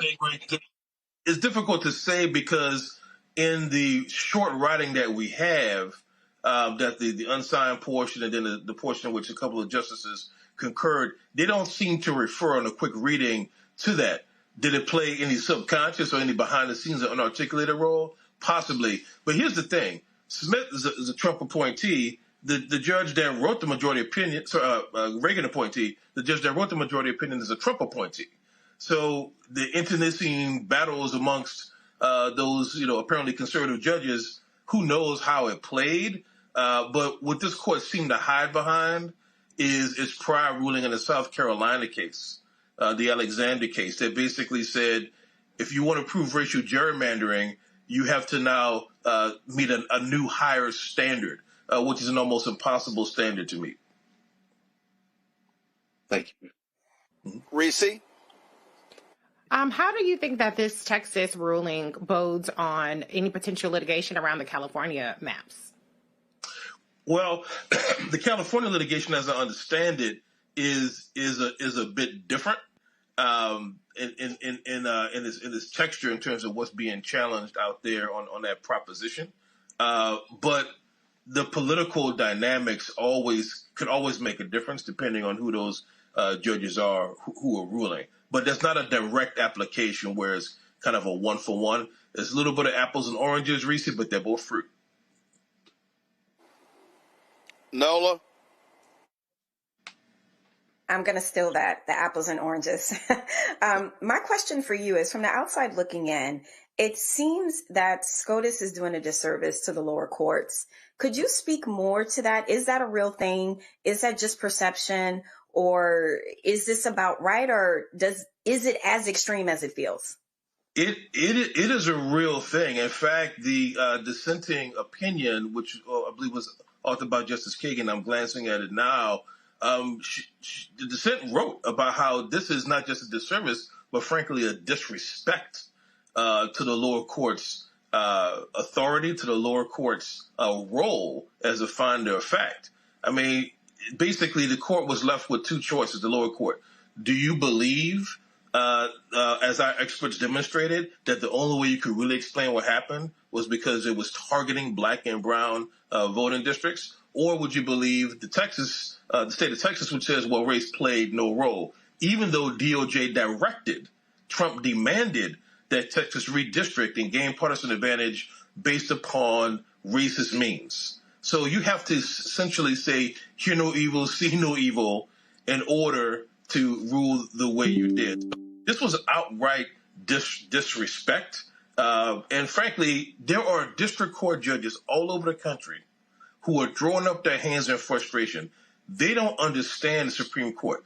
Liberal judges, conservative judges, moderate judges who have no role in politics ever in their lives, they don't understand why the Supreme Court seems to want to always do its own thing, regardless of what they find in the lower courts, and frankly, regardless of what the law actually says. They are rewriting the law in their own grotesque image. Reese. Thank you. Oh, I already asked my question. Oh, I thought you had a second one. I'm sorry about that.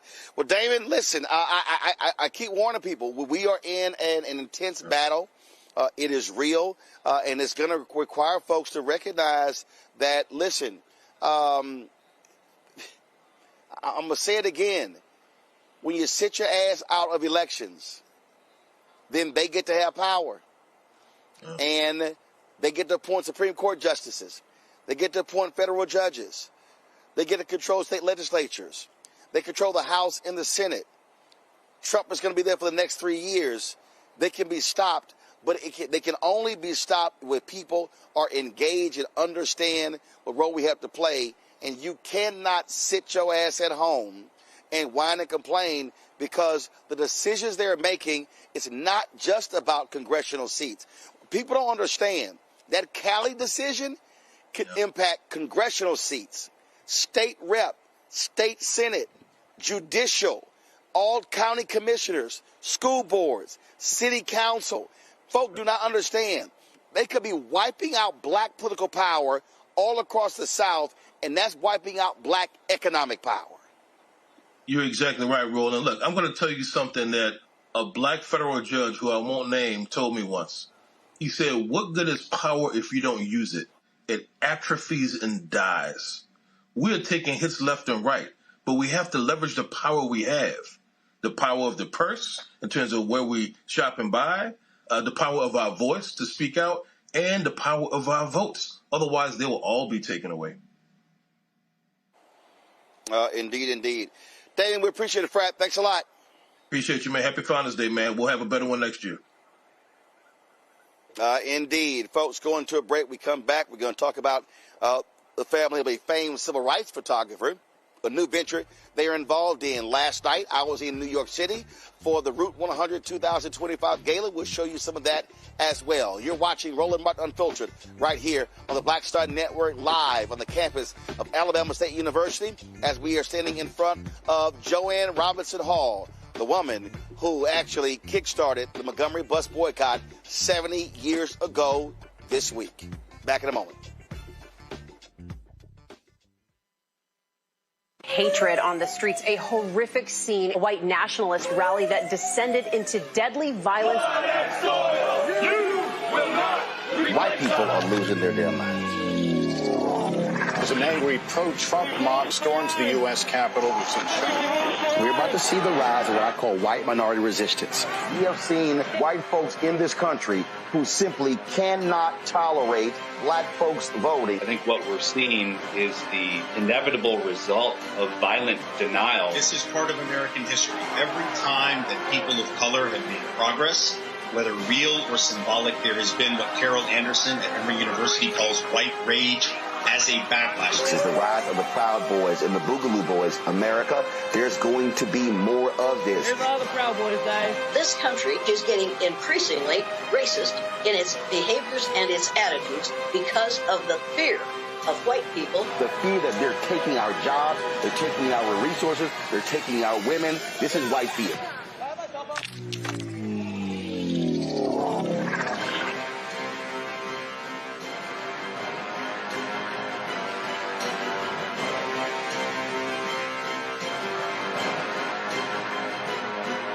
Next on the Black Table with me, Greg Carr.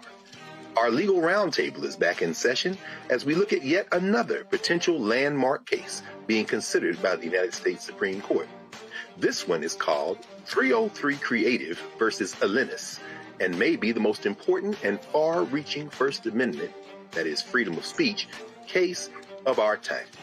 It could, depending on how the court rules, open the door for a return of Jim Crow segregation laws. It's true. If you say we can discriminate against one, you're saying we can discriminate against all. That's on the next Black Table. Don't miss it. Right here on the Black Star Network.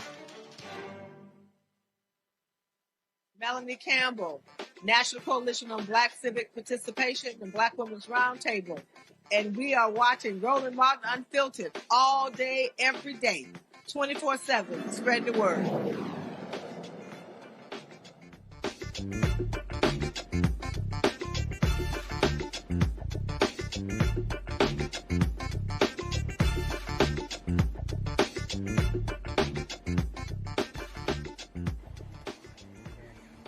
Folks, Ernest Withers was one of the most prominent civil rights photographers based out of Memphis. His photos were seen far and wide. He photographed many of those luminaries during that time. And his family, they have put together a new project. Joining us right now is LaRon Walker, who is the founder of the Legacy line, the Ernest Withers Collection. Rosalind Withers, she's the founder of the Withers Collection Museum and Gallery, plus Terry J. Vaughn, actor, director, and producer. Glad to have all three of y'all here. So, LaRon, what y'all got going on? Raj is so giddy. All right. Can you hear me, Rosalind? Yes. LaRon, can you hear me? I can hear you. Yes, I can hear you. I don't know if LaRon can hear okay, you. I hear Ron. Okay, so Rosalind, go ahead and tell us about this endeavor. Well, we're excited because we have this opportunity to share the works of Dr. Ernest E. Withers, which really is a true reflection of our history. These images are in files and drawers, but yet one of the things that we're faced with today is the inability to have access to our history, with a major attempt to actually erase our history from our schools, our libraries, and our museums around the United States. So this gives us an opportunity to put this history in the palm of the hands of our young people, as well as just everyday life, not only in the United States, but on a global scale. So we are excited to launch the Legacy line. It is one of the things that LaRon and I, in discussing what could we do to really change the narrative of not being able to have access to this. Digitalization has always been our challenge, because my father left this huge legacy, but not the monetary means in which to do what was right with it, which is to digitize the asset.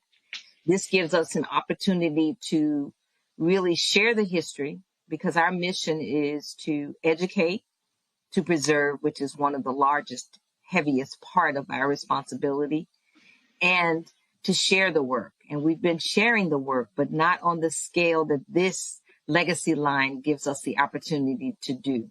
And it's meeting our youth with their tools. Their tools are tools that are in their hands every day. It's in all of our hands, but yet it's speaking in their language with the AR.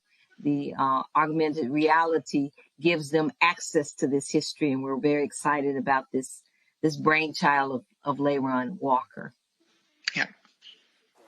LaRon, walk us through how you got to this point.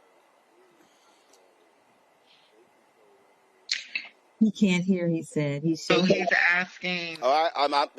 I'm not sure if LaRon. So LaRon can't hear me. Well, LaRon, can you hear me? Can you hear me, LaRon? Okay, he said he can hear me. All right, so not. Let's. All right, so he can hear Terry. He can hear Terry. All right, well, Terry did. I don't know why he can't hear me, but Terry, go ahead and tell him my question so he can answer. Can we get you to repeat your question? LaRon, yeah, that is LaRon. So later on, how did you arrive at this point as you were came up with this idea? What was the spark? What's the spark, Lennon, that led you to do this idea? What sparked you to do this? Leiron, what's the spark that gave you the idea to come up with this magnificent brain child? Yes, we can. We can. No. All right, not sure what's going on. Yeah, we can't hear him at all. Let's do this here, okay? Go to a break, guys. Figure out what's going on. Let's come back. Roland Martin Unfiltered on the Black Star Network. Say that again.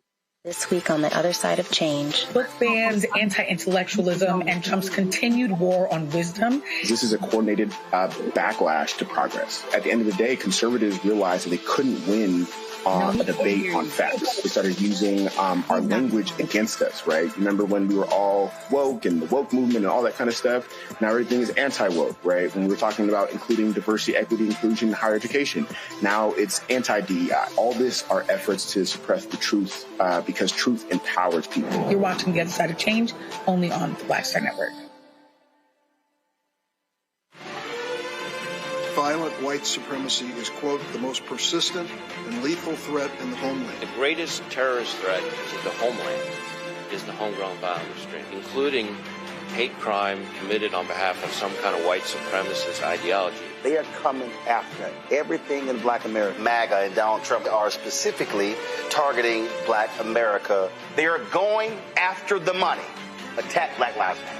Attack critical race theory, attack woke, DEI. MAGA wants to defund Black America. This is a perfect example of their desire to completely degrade and de-emphasize Black people.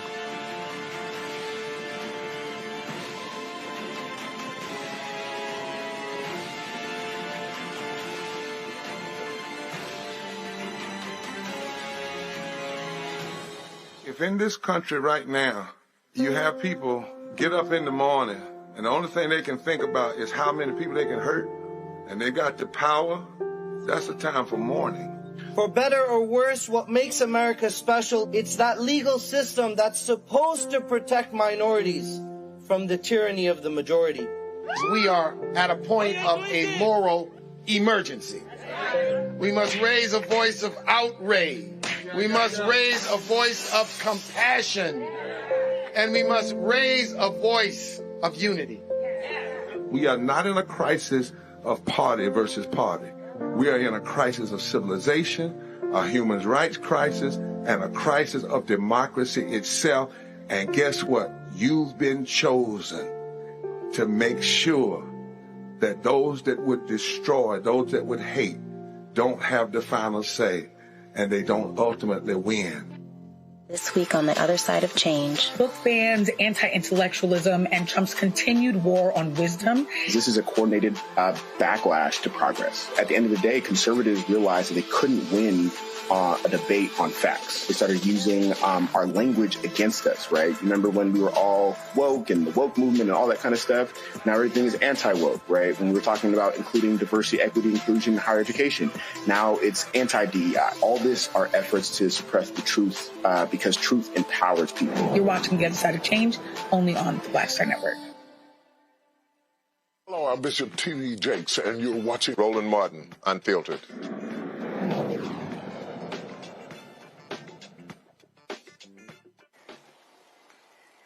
All right, folks, welcome back. We're talking about this Ernest Withers Collection, this new venture.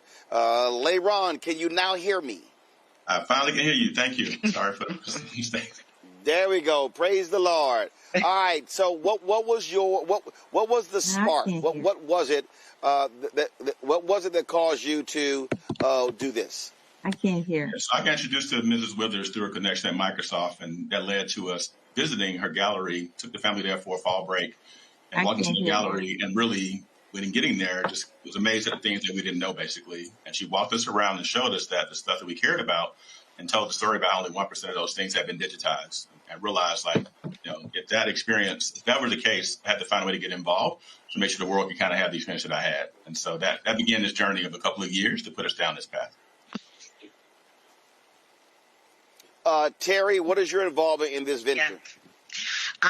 Well, you know me, Roland. I am always looking to find ways to uplift our community, to inspire, bring joy.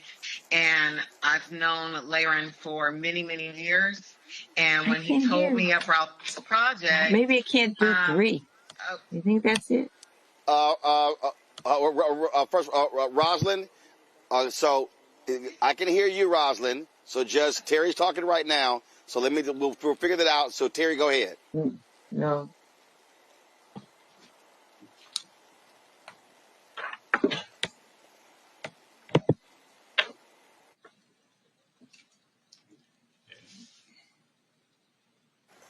All right. So now Terry, your audio's gone out. So Leron, can you still hear me? I can hear you well. Okay. So I have no idea. Now, their audio's not working, but yours is working. I have no idea what's going on with the audio demons. First of all, how can folks access the information? Where can they go to get more information? Yes, you go to the legacyline.co. That is the website where we are putting things out for people to access the information. And what we've done is that we've curated a holiday box, which includes a lot of different products that, as you can see behind me here, it's a nice holiday box. Inside this holiday box, there are a lot of great products that all are inclusive of Mr. Withers' imagery. So we include things like these nice holiday cards that people can get their hands on, holiday ornaments, different mugs. And what's nice about this experience is that using technology, whenever you take your phone out, Roz mentioned augmented reality earlier, if you point your phone at these particular images, we actually created an augmented reality version of Mr. Withers' voice. And he explains to you in first person kind of what the image was for, why it was taken, and how you can leverage that image. And so that is one way that we're kind of letting people kind of get exposed to the history, but also learn at the same time how things work and kind of the importance of these pictures. All right, where can they go to get the box and the information? Yeah, so the website is thelegacyline.co. So THE legacy LINE.co is the website. And you can go there. You can learn about all the pictures and products that are available, in addition to supporting the Withers Collection. And again, this is important because as we tell this story and we're able to bring these resources in, it'll allow for us to work with Roz and her family to digitize the rest of the collection to make it available to the masses. All right, then. Leron, I appreciate it. And sorry we had audio issues with Terry and Rosalind. But thank all three of you. Thanks a lot. Thank you. All right, folks, I'm going to go to a break. We come back. We'll talk about we get our headlines with Brittany Noble. And then on the other side of that, we'll talk about the Route 100 Gala took place last night in New York City. You're watching Roland Martin Unfiltered on the Black Star Network. Support the work that we do. Join our Bring the Funk fan club. If you want to contribute via Cash App, use a striped QR code, bottom left-hand corner. Also, PayPal, R Martin Unfiltered, Venmo, RM Unfiltered, Zelle, Roland at RolandSMartin.com, Roland at RolandMartinUnfiltered.com. Checks and money orders make it payable to Roland Martin Unfiltered, P.O. Box 57196, Washington, D.C., 2003 7-0196. Back in a moment. Next on the Black Table with me, Greg Carr. Our legal roundtable is back in session as we look at yet another potential landmark case being considered by the United States Supreme Court. This one is called 303 Creative versus Alennis, and may be the most important and far-reaching First Amendment, that is freedom of speech, case of our time. It could, depending on how the court rules, open the door for a return of Jim Crow segregation laws. It's true. If you say we can discriminate against one, you're saying we can discriminate against all. That's on the next Black Table. Don't miss it. Right here on the Black Star Network. This week on the other side of change. Book bans, anti-intellectualism, and Trump's continued war on wisdom. This is a coordinated backlash to progress. At the end of the day, conservatives realized that they couldn't win a debate on facts. They started using our language against us, right? Remember when we were all woke and the woke movement and all that kind of stuff? Now everything is anti-woke, right? When we were talking about including diversity, equity, inclusion in higher education, now it's anti-DEI. All this are efforts to suppress the truth because truth empowers people. You're watching The Other Side of Change only on the Black Star Network. Now that Roland Martin is willing to give me the blueprint, hey, Cyrus, I need to go to Tyler Perry and get another blueprint because I need some green money. The only way I can do what I'm doing, I need to make some money. So you'll see me working with Roland. Matter of fact, it's the Roland Martin and Cheryl Underwood show. Well, should it be the Cheryl Underwood show and the Roland Martin show? Well, whatever show it's going to be good.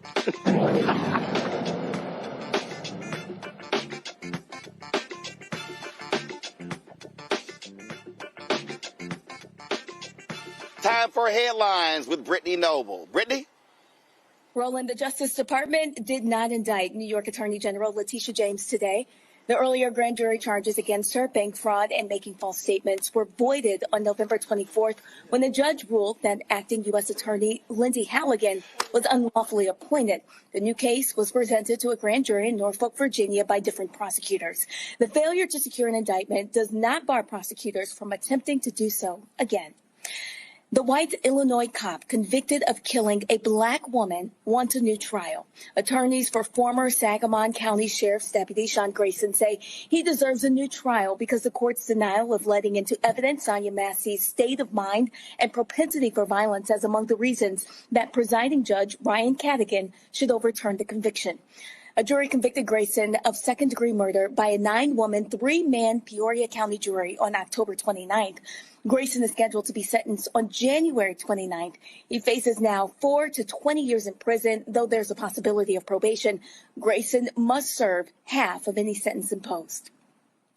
Well, the leaders from the Democratic Republic of Congo and Rwanda signed a peace treaty today. The two nations have been locked in conflict since the 1994 Rwanda civil war and Tutsi genocide. Tensions escalated again in 2021 when Congo accused Rwanda of backing a militia now controlling parts of the eastern Congo. The twice impeached, criminally convicted felon-in-chief Donald Trump calls the new agreement the Washington Accords. And a new report just released from the Kaiser Family Foundation shows black women are still facing the highest maternal death rates in America. Researchers say black mothers are more than 3 times more likely to die from pregnancy-related causes than white women. The report also shows black infants remain twice as likely to die before their first birthday. A crisis experts say is driven by inequities in healthcare access, biased treatment, and cuts to maternal health programs. Also, the University of Alabama is under fire tonight after suspending 2 student magazines, one highlighting black student life and another focused on women's voices. Officials point to new federal limits on DEI, but critics say the shutdown targets publications that give marginalized students a platform. Gabrielle Gunter, editor-in-chief of Alice magazine, says she was stunned the publication had just celebrated its 10th anniversary. When she asked how the magazine violated the new guidelines, she was told the university believes having a target audience of women is prohibited under federal rules. Well, Nina Simone's childhood home in Tyrone, North Carolina, long at risk of being lost, has now been fully restored. The 3-room house is where the musical legend first learned piano before becoming one of the most powerful voices in civil rights history. The restoration was led by the African American Cultural Heritage Action Fund, which calls the home a sacred landmark. The newly restored home will be used for artist residencies and educational programs honoring Simone's legacy. Roland?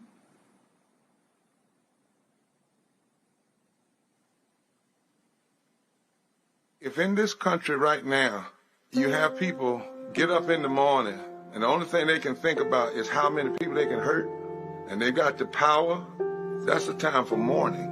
For better or worse, what makes America special, it's that legal system that's supposed to protect minorities from the tyranny of the majority. We are at a point of a moral emergency. We must raise a voice of outrage. We must raise a voice of compassion. And we must raise a voice of unity. We are not in a crisis of party versus party. We are in a crisis of civilization, a human rights crisis, and a crisis of democracy itself. And guess what? You've been chosen. to make sure that those that would destroy, those that would hate, don't have the final say, and they don't ultimately win. Next on the Black Table with me, Greg Carr. Our legal roundtable is back in session as we look at yet another potential landmark case being considered by the United States Supreme Court. This one is called 303 Creative versus Alennis, and may be the most important and far-reaching First Amendment, that is freedom of speech, case of our time. It could, depending on how the court rules, open the door for a return of Jim Crow segregation laws. It's true. If you say we can discriminate against one, you're saying we can discriminate against all. That's on the next Black Table. Don't miss it. Right here on the Black Star Network. It's your boy Earthquake, giving Roland Martin something to do, because he don't know what to do. He's from Texas. Ain't his fault.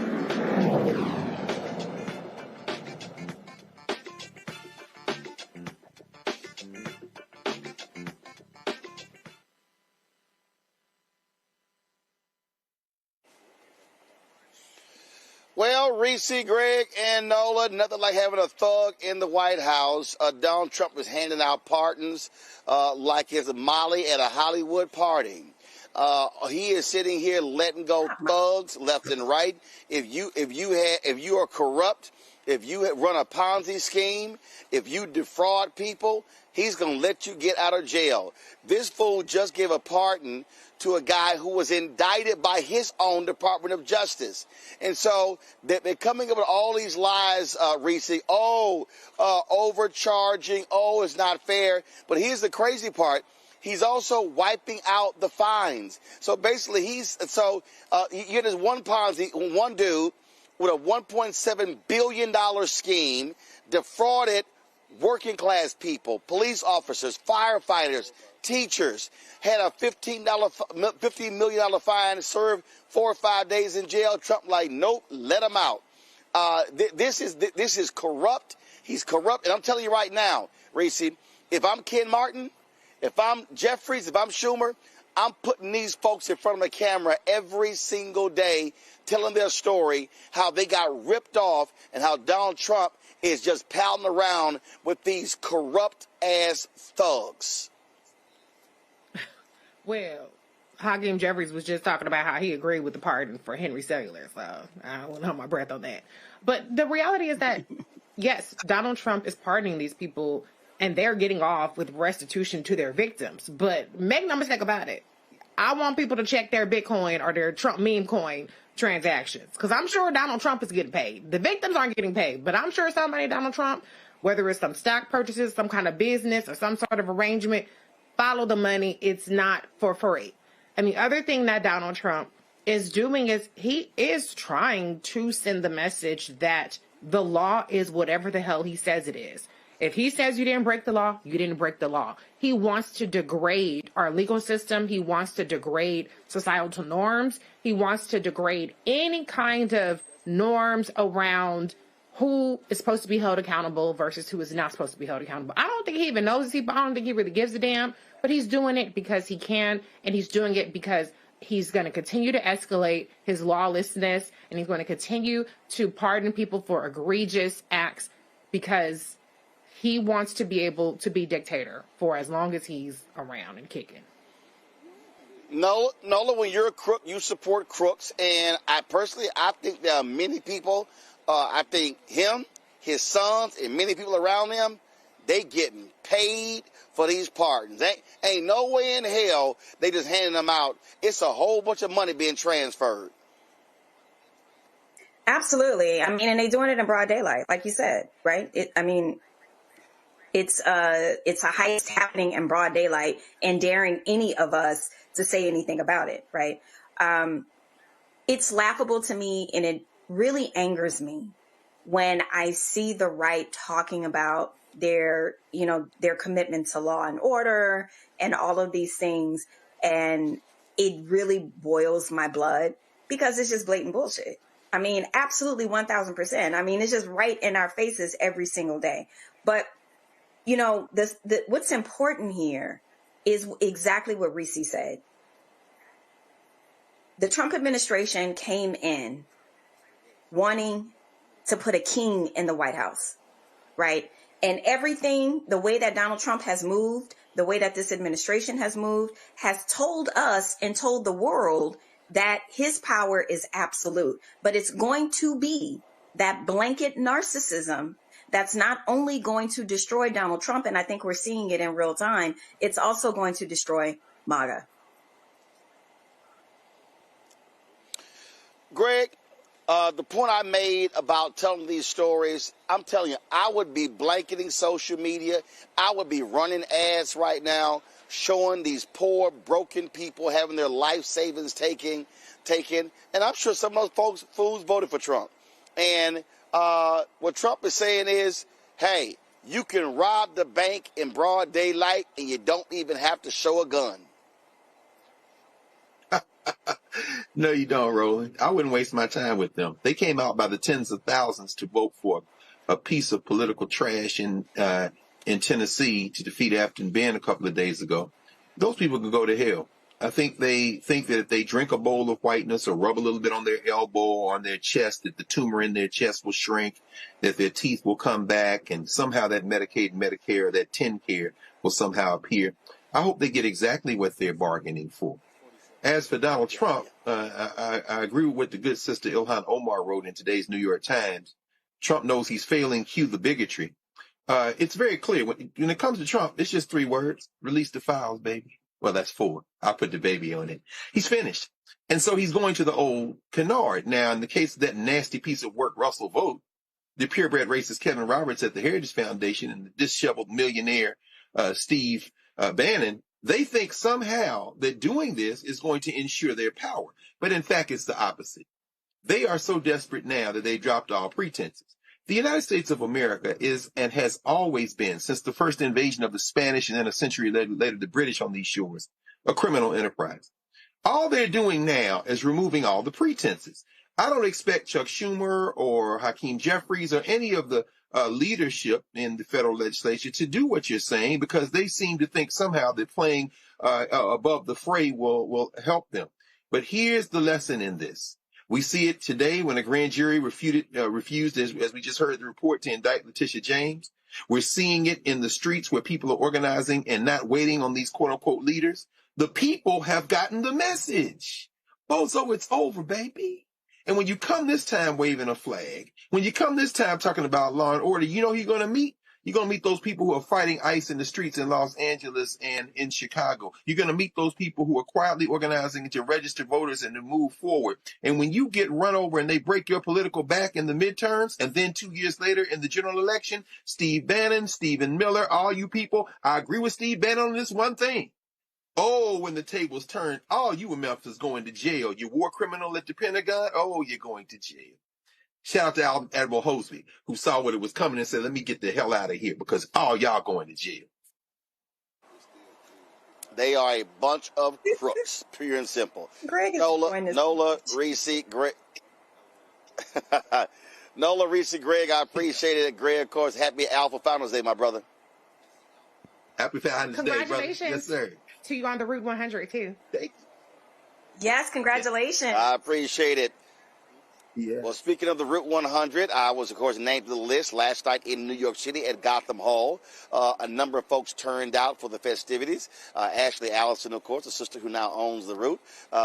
Folks were there to celebrate her as well. Here is some of what took place last night. Well, good evening. When we talk about building legacy, we are really talking about stewardship, about taking the creativity, the culture, and brilliance of our communities and making sure it lives beyond a moment. At Harborview, we focus on ownership, because ownership is how you preserve value, how you protect stories, and how you create opportunity for generations to come. Legacy, it isn't just what you build, it is what you protect. It's the discipline to dream bigger to invest smarter, and to ensure that our communities benefit from the value that we create. That's the work, and that's the responsibility of building lasting change. One time for Black excellence, y'all. Can we clap it up for Black excellence? I want to congratulate all the honorees. We are truly disruptors, and without disruption, there is no change. So we believe legacy, right? That word means so much. We believe it begins with information. What we know determines what we can build. For far too long, our communities weren't given access to financial education, the kind that turns ideas into assets and dreams into sustainable pathways. At Earn Your Leisure, our goal has always been simple: democratize knowledge. When people understand entrepreneurship, investing, ownership, and wealth building, they can change their lives and their children's lives. Legacy isn't luck, it's learning. And we're committed to teaching the tools that open doors and keep them open.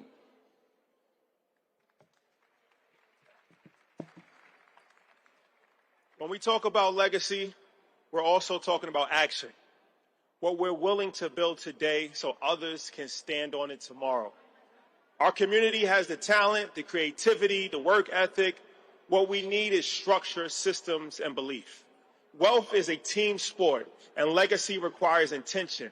Every business started, every investment made, every skill shared, that's how we shift the trajectory of generations. Our mission is to show that with the right strategy and the right community, we can build businesses that last, families that thrive, and the futures that grow. Thank you. It is such a joy to welcome you all here tonight, and I want to give a heartfelt thank you for just being here. I want to give a special thank you to our sponsors who helped make this night possible. Martell, yes, the drinks, Harborview, Onyx Impact, and the Working Families Party. Your support in my inaugural Route 100 truly means more than you will ever know. I also want to recognize the extraordinary teams from the Root Media and Watering Hole Media for your work, passion, creativity, and grit. Tonight is a reflection of your commitment. And of course, I want to thank my family and friends who have been by my side for this entire journey. You've held me up, you've kept me grounded, all while letting me be my full self. So before any of this started, I was a high school special education teacher. And as a teacher, no surprise, I would give my students assignments. Sometimes they were math problems, they were labs, but sometimes I would give my students pen and paper and ask them to write a story. Now, these were kids, but I taught in Bed-Stuy, Brooklyn, so a lot of people just saw them as poor little black people that could be forgotten, but the reality is they were children that deserved to learn, and they always understood their assignment. And friends, that's why we are here today, because there are 100 bold, brilliant, bodacious, bright, brave, boundless, blazing black beacons of justice, truth, courage, and strength that not only took their assignment seriously, they aced the test. The class of 2025 Route 100 are the best in class. They took their divine calling for this moment and rose to the occasion. They curated cultural moments that will not be forgotten. They asked the tough questions and then did a follow-up so that the truth always comes out. They wrote business plans and board reports that landed them in C-suites, and they stood in the gap between right and wrong to get us a step closer to freedom. The 2025 class of the Route 100 understood their assignment. These folks started something, they practiced, they probably had some setbacks, but they kept on going. I'm sure there were days that they woke up and just said, but they kept on going. They knew their assignment was bigger than themselves, that it was uniquely for them and that their name was on it. So while I don't want to speak for anyone, I know this road has been challenging, but the fact that you are committed to answering the call is why we are celebrating you. It's why we are honoring each of the Route 100, because you have gone above and beyond. You have done the extra credit. But friends, if you're in this room, we're going to celebrate the Route 100, but we also know, and especially Black people know right now, we are in yet another trying time in this country. And sometimes it feels like this world is actually impossible. But I got to tell you something, this is not how our story ends, especially if we keep doing the work and we do it together. Now, I'm an organizer by training, and so while I am celebrating all of the Route 100, I actually have a question for anybody who can hear this. What is your assignment? What are you going to do in this moment? What has your name on it? I believe every single person in this room has the capacity to keep our story alive. I know this because I got a little assignment this summer. Some would call it a pop quiz. I had to buy the route. And I bought something, okay? I'm not going to pretend like this assignment was easy, because it wasn't. But when I needed help, the benefit of coming to class is that you can ask a teacher or get a little tutor. When you need to bounce something off somebody, you can find a study group. I completed the homework and I completed the task to ensure that the route came back to Black ownership. But y'all, the assignment is not over. It is not over, because ownership without integrity, without discipline, and without clarity means nothing. So the route is embarking on a new chapter. We are going to be covering politics, launching podcasts and video-first shows, touring the country covering policies, people, and the Black experience. We at The Work are going to keep doing the work. We will refine our editorial approach, push the bounds, and tell the stories that some newsrooms will just ignore. We are going to keep studying because we know there will always be a test. I'm asking each of you to go on this journey with us. And you may ask, well, how can I help you? I'm so glad you did.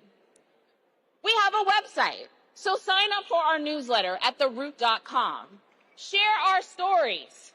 Tell your friends. Come to class. Raise your hand and support us. Advertise on our platforms. Sponsor our events. Yes. Advertise on our platforms. Advertise on our platforms. Advertise on our platforms. Come to class and support us. Our collective work is important, and we cannot be in competition. We must be in collaboration. That is why we actually moved the rankings this year. Our responsibility is too big, and the consequences are too real to be bickering amongst one another. The time is now. The time is ours. Our story is really just at the beginning. So we have our assignment. Let's write this next chapter together. It's my assignment, it's your assignment, it's our assignment. It has our name on it. Thank you so much for coming and joining us tonight, for showing up as your full self, sharing your gifts, and rising to the occasion. Because guess what, y'all? We just getting started. Tonight is a night about storytelling. And our stories are one of the most powerful tools that we have, because they are about the truth. They tell the truth about what we are, who we are, what we have survived, and all that we are capable of. In a world where, as you know, misinformation spreads faster than the truth, storytelling becomes an art of protection. It preserves our history. It corrects the record, and it ensures that our voices don't get lost in someone else's narrative. When we tell our own stories, we empower future generations to see themselves clearly and to step into spaces where they've been told they don't belong. That is why this work matters and why we have to continue to speak boldly and truthfully, no matter who is listening. Our community has always understood that storytelling is resistance. And for generations, we have pushed back against systems that have tried to silence us or distort our image. And we learned very early, especially in this career, that if we didn't tell our stories, that someone else would tell them for us. And usually, they would get them wrong. That's why independent media matters so much right now, more than ever. It lets us, you're free to applaud if you want to. It lets us speak without filters, without gatekeepers, without the hidden agendas that shape so much of mainstream coverage. It gives us agency in this moment. It protects our voice. It ensures our stories are told with accuracy, nuance, and integrity. And let me say this very plainly as someone who is now in independent media. Independent media has no time for false equivalence. We don't have to insult our audience by pretending that both sides are the same when one side is grounded in truth and the other side is grounded in lies. We don't hand our platforms to people whose only purpose is to distort, distract, and demean. That is a luxury that legacy media might still indulge, but we will not. Because when our rights, our safety, and our humanity are under threat, telling the full story, our story, through platforms that we own and control isn't just important, it is essential. It is survival. It is how we honor the truth and protect our community in a world that too often benefits from our silence. And silence is no longer an option. The last time I was in this building was when I was with a company that fired me. And then Black people hired me. And I am now the longest running syndicated show in the history of Disney, ABC, because of you. I'm also going to tell my son, Moses, when your child's name is Moses, y'all can't mess with me, that Ashley is the owner of The Root. So let's give it up for Ashley and The Root, a woman who stood on business to tell our stories. I'm also going to tell my son that Roland Martin is one of the most successful YouTube channels in the world. I'm also going to tell my son that the Susan Taylor, who created modern Black culture with Essence magazine, is in this building right now. If Susan didn't advocate for our images to be on the cover of one of the greatest magazines in the world, there would be no Gayle King. Well, Gayle King is Gayle King. But there certainly wouldn't be a Don Lemon, a Tamron Hall, and an Abby Phillips, because those images are about storytelling. Storytelling is an act of love. One of my favorite phrases is, I love my people. Kirby was just on my show and she's saying, my people. She said, I love the way we wear our hair. I love the gold teeth in my grandma's mouth. That's our culture. And these are our stories. And when we are free to tell our stories, honest, complicated, joyful, painful, we're reminding each other that we're not alone. We are not alone and when we are fired. We're not alone when we are hired. My grandfather is from Luling, Texas. He was born in 1901, and I make my living with words he could not read. He signed his name as a sharecropper with an X, and now I'm the X factor. These are the things that matter. Our stories connect us. They help us understand our value and our vulnerability. My executive producer said to me one day, I don't want my son, Moses, to know that you're just resilient. I want him to know you're happy, because we are joyful, happy people. And that is why Major, and I love him so much, he said his mother coined him the hope dealer. And that is why my show so often focuses on our joyful, beautiful stories. You will always have the bump in the road, but we want you to see the road.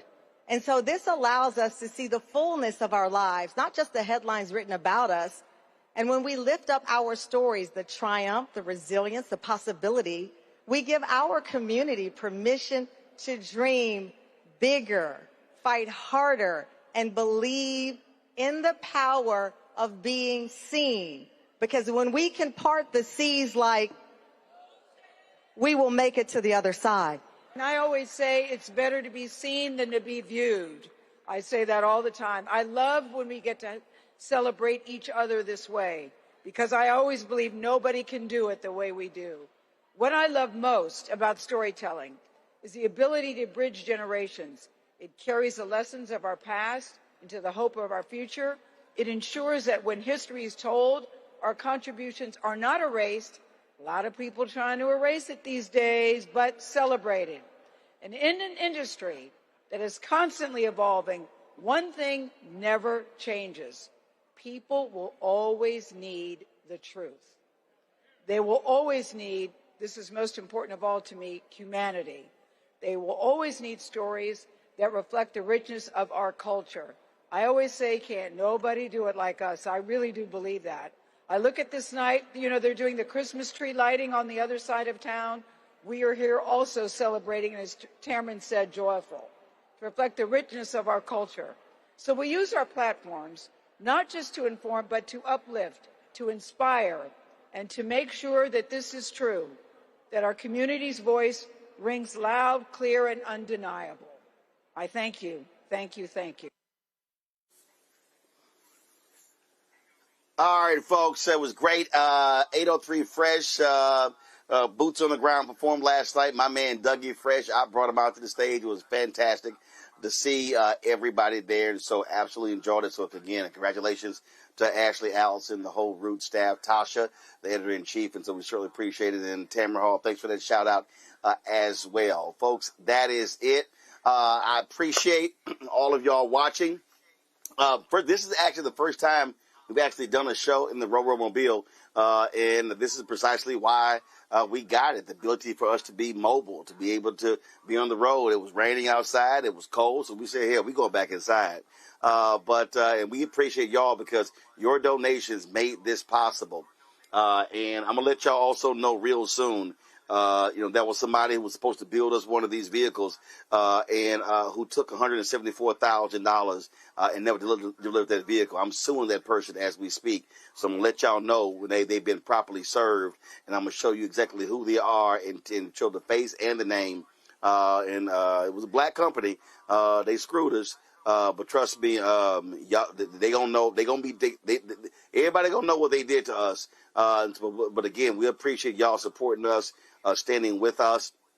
And so being able to have this vehicle allows us to travel with our crew. We get all of our equipment, all this sort of stuff like that. And so this is why we do what we do, because we think it's important not to sit behind a microphone and talk about stuff. It's about being out where the action is, covering the stories that matter. Of course, we were in Atlanta Monday, Tuesday, and Wednesday for Global Hope Forum. John Hope Bryant, congratulations to his team. And, of course, we're now in Montgomery. Tomorrow morning, beginning 11 a.m. Eastern, we're going to be live from Holman Street Baptist Church. The original Holman Street is now a museum. We're going to be live from there, a panel that I'm going to be on. And then tomorrow evening, they have the mass meeting. And so 70 years ago on December 5th, it was a Monday. Tomorrow it's a Friday. They had the mass meeting where they announced the beginning of the boycott. Well, they're having the commemoration mass meeting. Reverend Otis Moss III, Trinity United Church of Christ in Chicago. He's going to be the speaker. So we're going to be live at the old Holman, the original Holman Street Baptist Church, that is now a museum where the mass meeting took place 70 years ago. Then for the show, we'll be live at the new Holman Street Baptist Church. That's tomorrow from Montgomery. And so, folks, that is it for us. We certainly appreciate y'all being with us, watching the show. Thank you so very much. And if y'all want to support the work that we do, join our Bring the Funk fan club. We're still trying to hit our $1 million goal because, again, we got some fantastic things that we're doing. We're launching a new daily news show, a health show, a business show, lots of stuff going on. And we're looking at making some new purchases, some robotic cameras, adding more to all the stuff that we're doing. And so we look forward to that. So if you want to contribute via Cash App, use the Stripe QR code. You see it right here in the bottom right-hand, left-hand corner. That's the same QR code you can use for credit cards. PayPal's R. Martin Unfiltered, Venmo RM Unfiltered, Zelle. Roland at RolandSMartin.com, Roland at RolandMartinUnfiltered.com. Checks and money orders, make it payable to Roland Martin Unfiltered, P.O. Box 57196, Washington, D.C., 2037-0196. Download the Black Star Network app, Apple phone, Android phone, Apple TV, Android TV, Roku, Amazon Fire TV, Xbox One, Samsung Smart TV. If you want to get my book, White Fear, How the Browning of America is Making White Folks Lose Their Minds, available on bookstores nationwide. Get the audio version I read on Audible. If you want to get our Roland Martin Unfiltered Black Star Network swag, go to shopblackstarnetwork.com. Shopblackstarnetwork.com. Our t-shirts, our hoodies, our crew necks, you name it, we got it all there. Support the black-owned businesses that we also have at shopblackstarnetwork.com. A lot of y'all are buying gifts. You're buying products. You're buying Christmas gifts. Well, guess what? Support these black-owned businesses. And when you support them, you also support us. So get these black-owned products at shopblackstarnetwork.com. You see in my studio all those products that are on our news desk. I mean, backpacks, sauces, gym wraps, crossword puzzles, you name it, it's all there. Go to shopblackstarnetwork.com. And don't forget, folks, you only have another 14 days to participate in the investment for Fanbase. And so go to Fanbase, download the app, Fanbase. If you want to invest, startengine.com/Fanbase, startengine.com/Fanbase. And again, the crowdfund race ends December 18th. They raised $14 million. You got time to get in, but you only have 2 weeks left. Folks, that's it. I appreciate to all my alphas. Happy Founders Day, founded December 4th, 1906, as one fraternity. The rest of youth groups. I'll see you tomorrow, live from Montgomery, Alabama. Holla!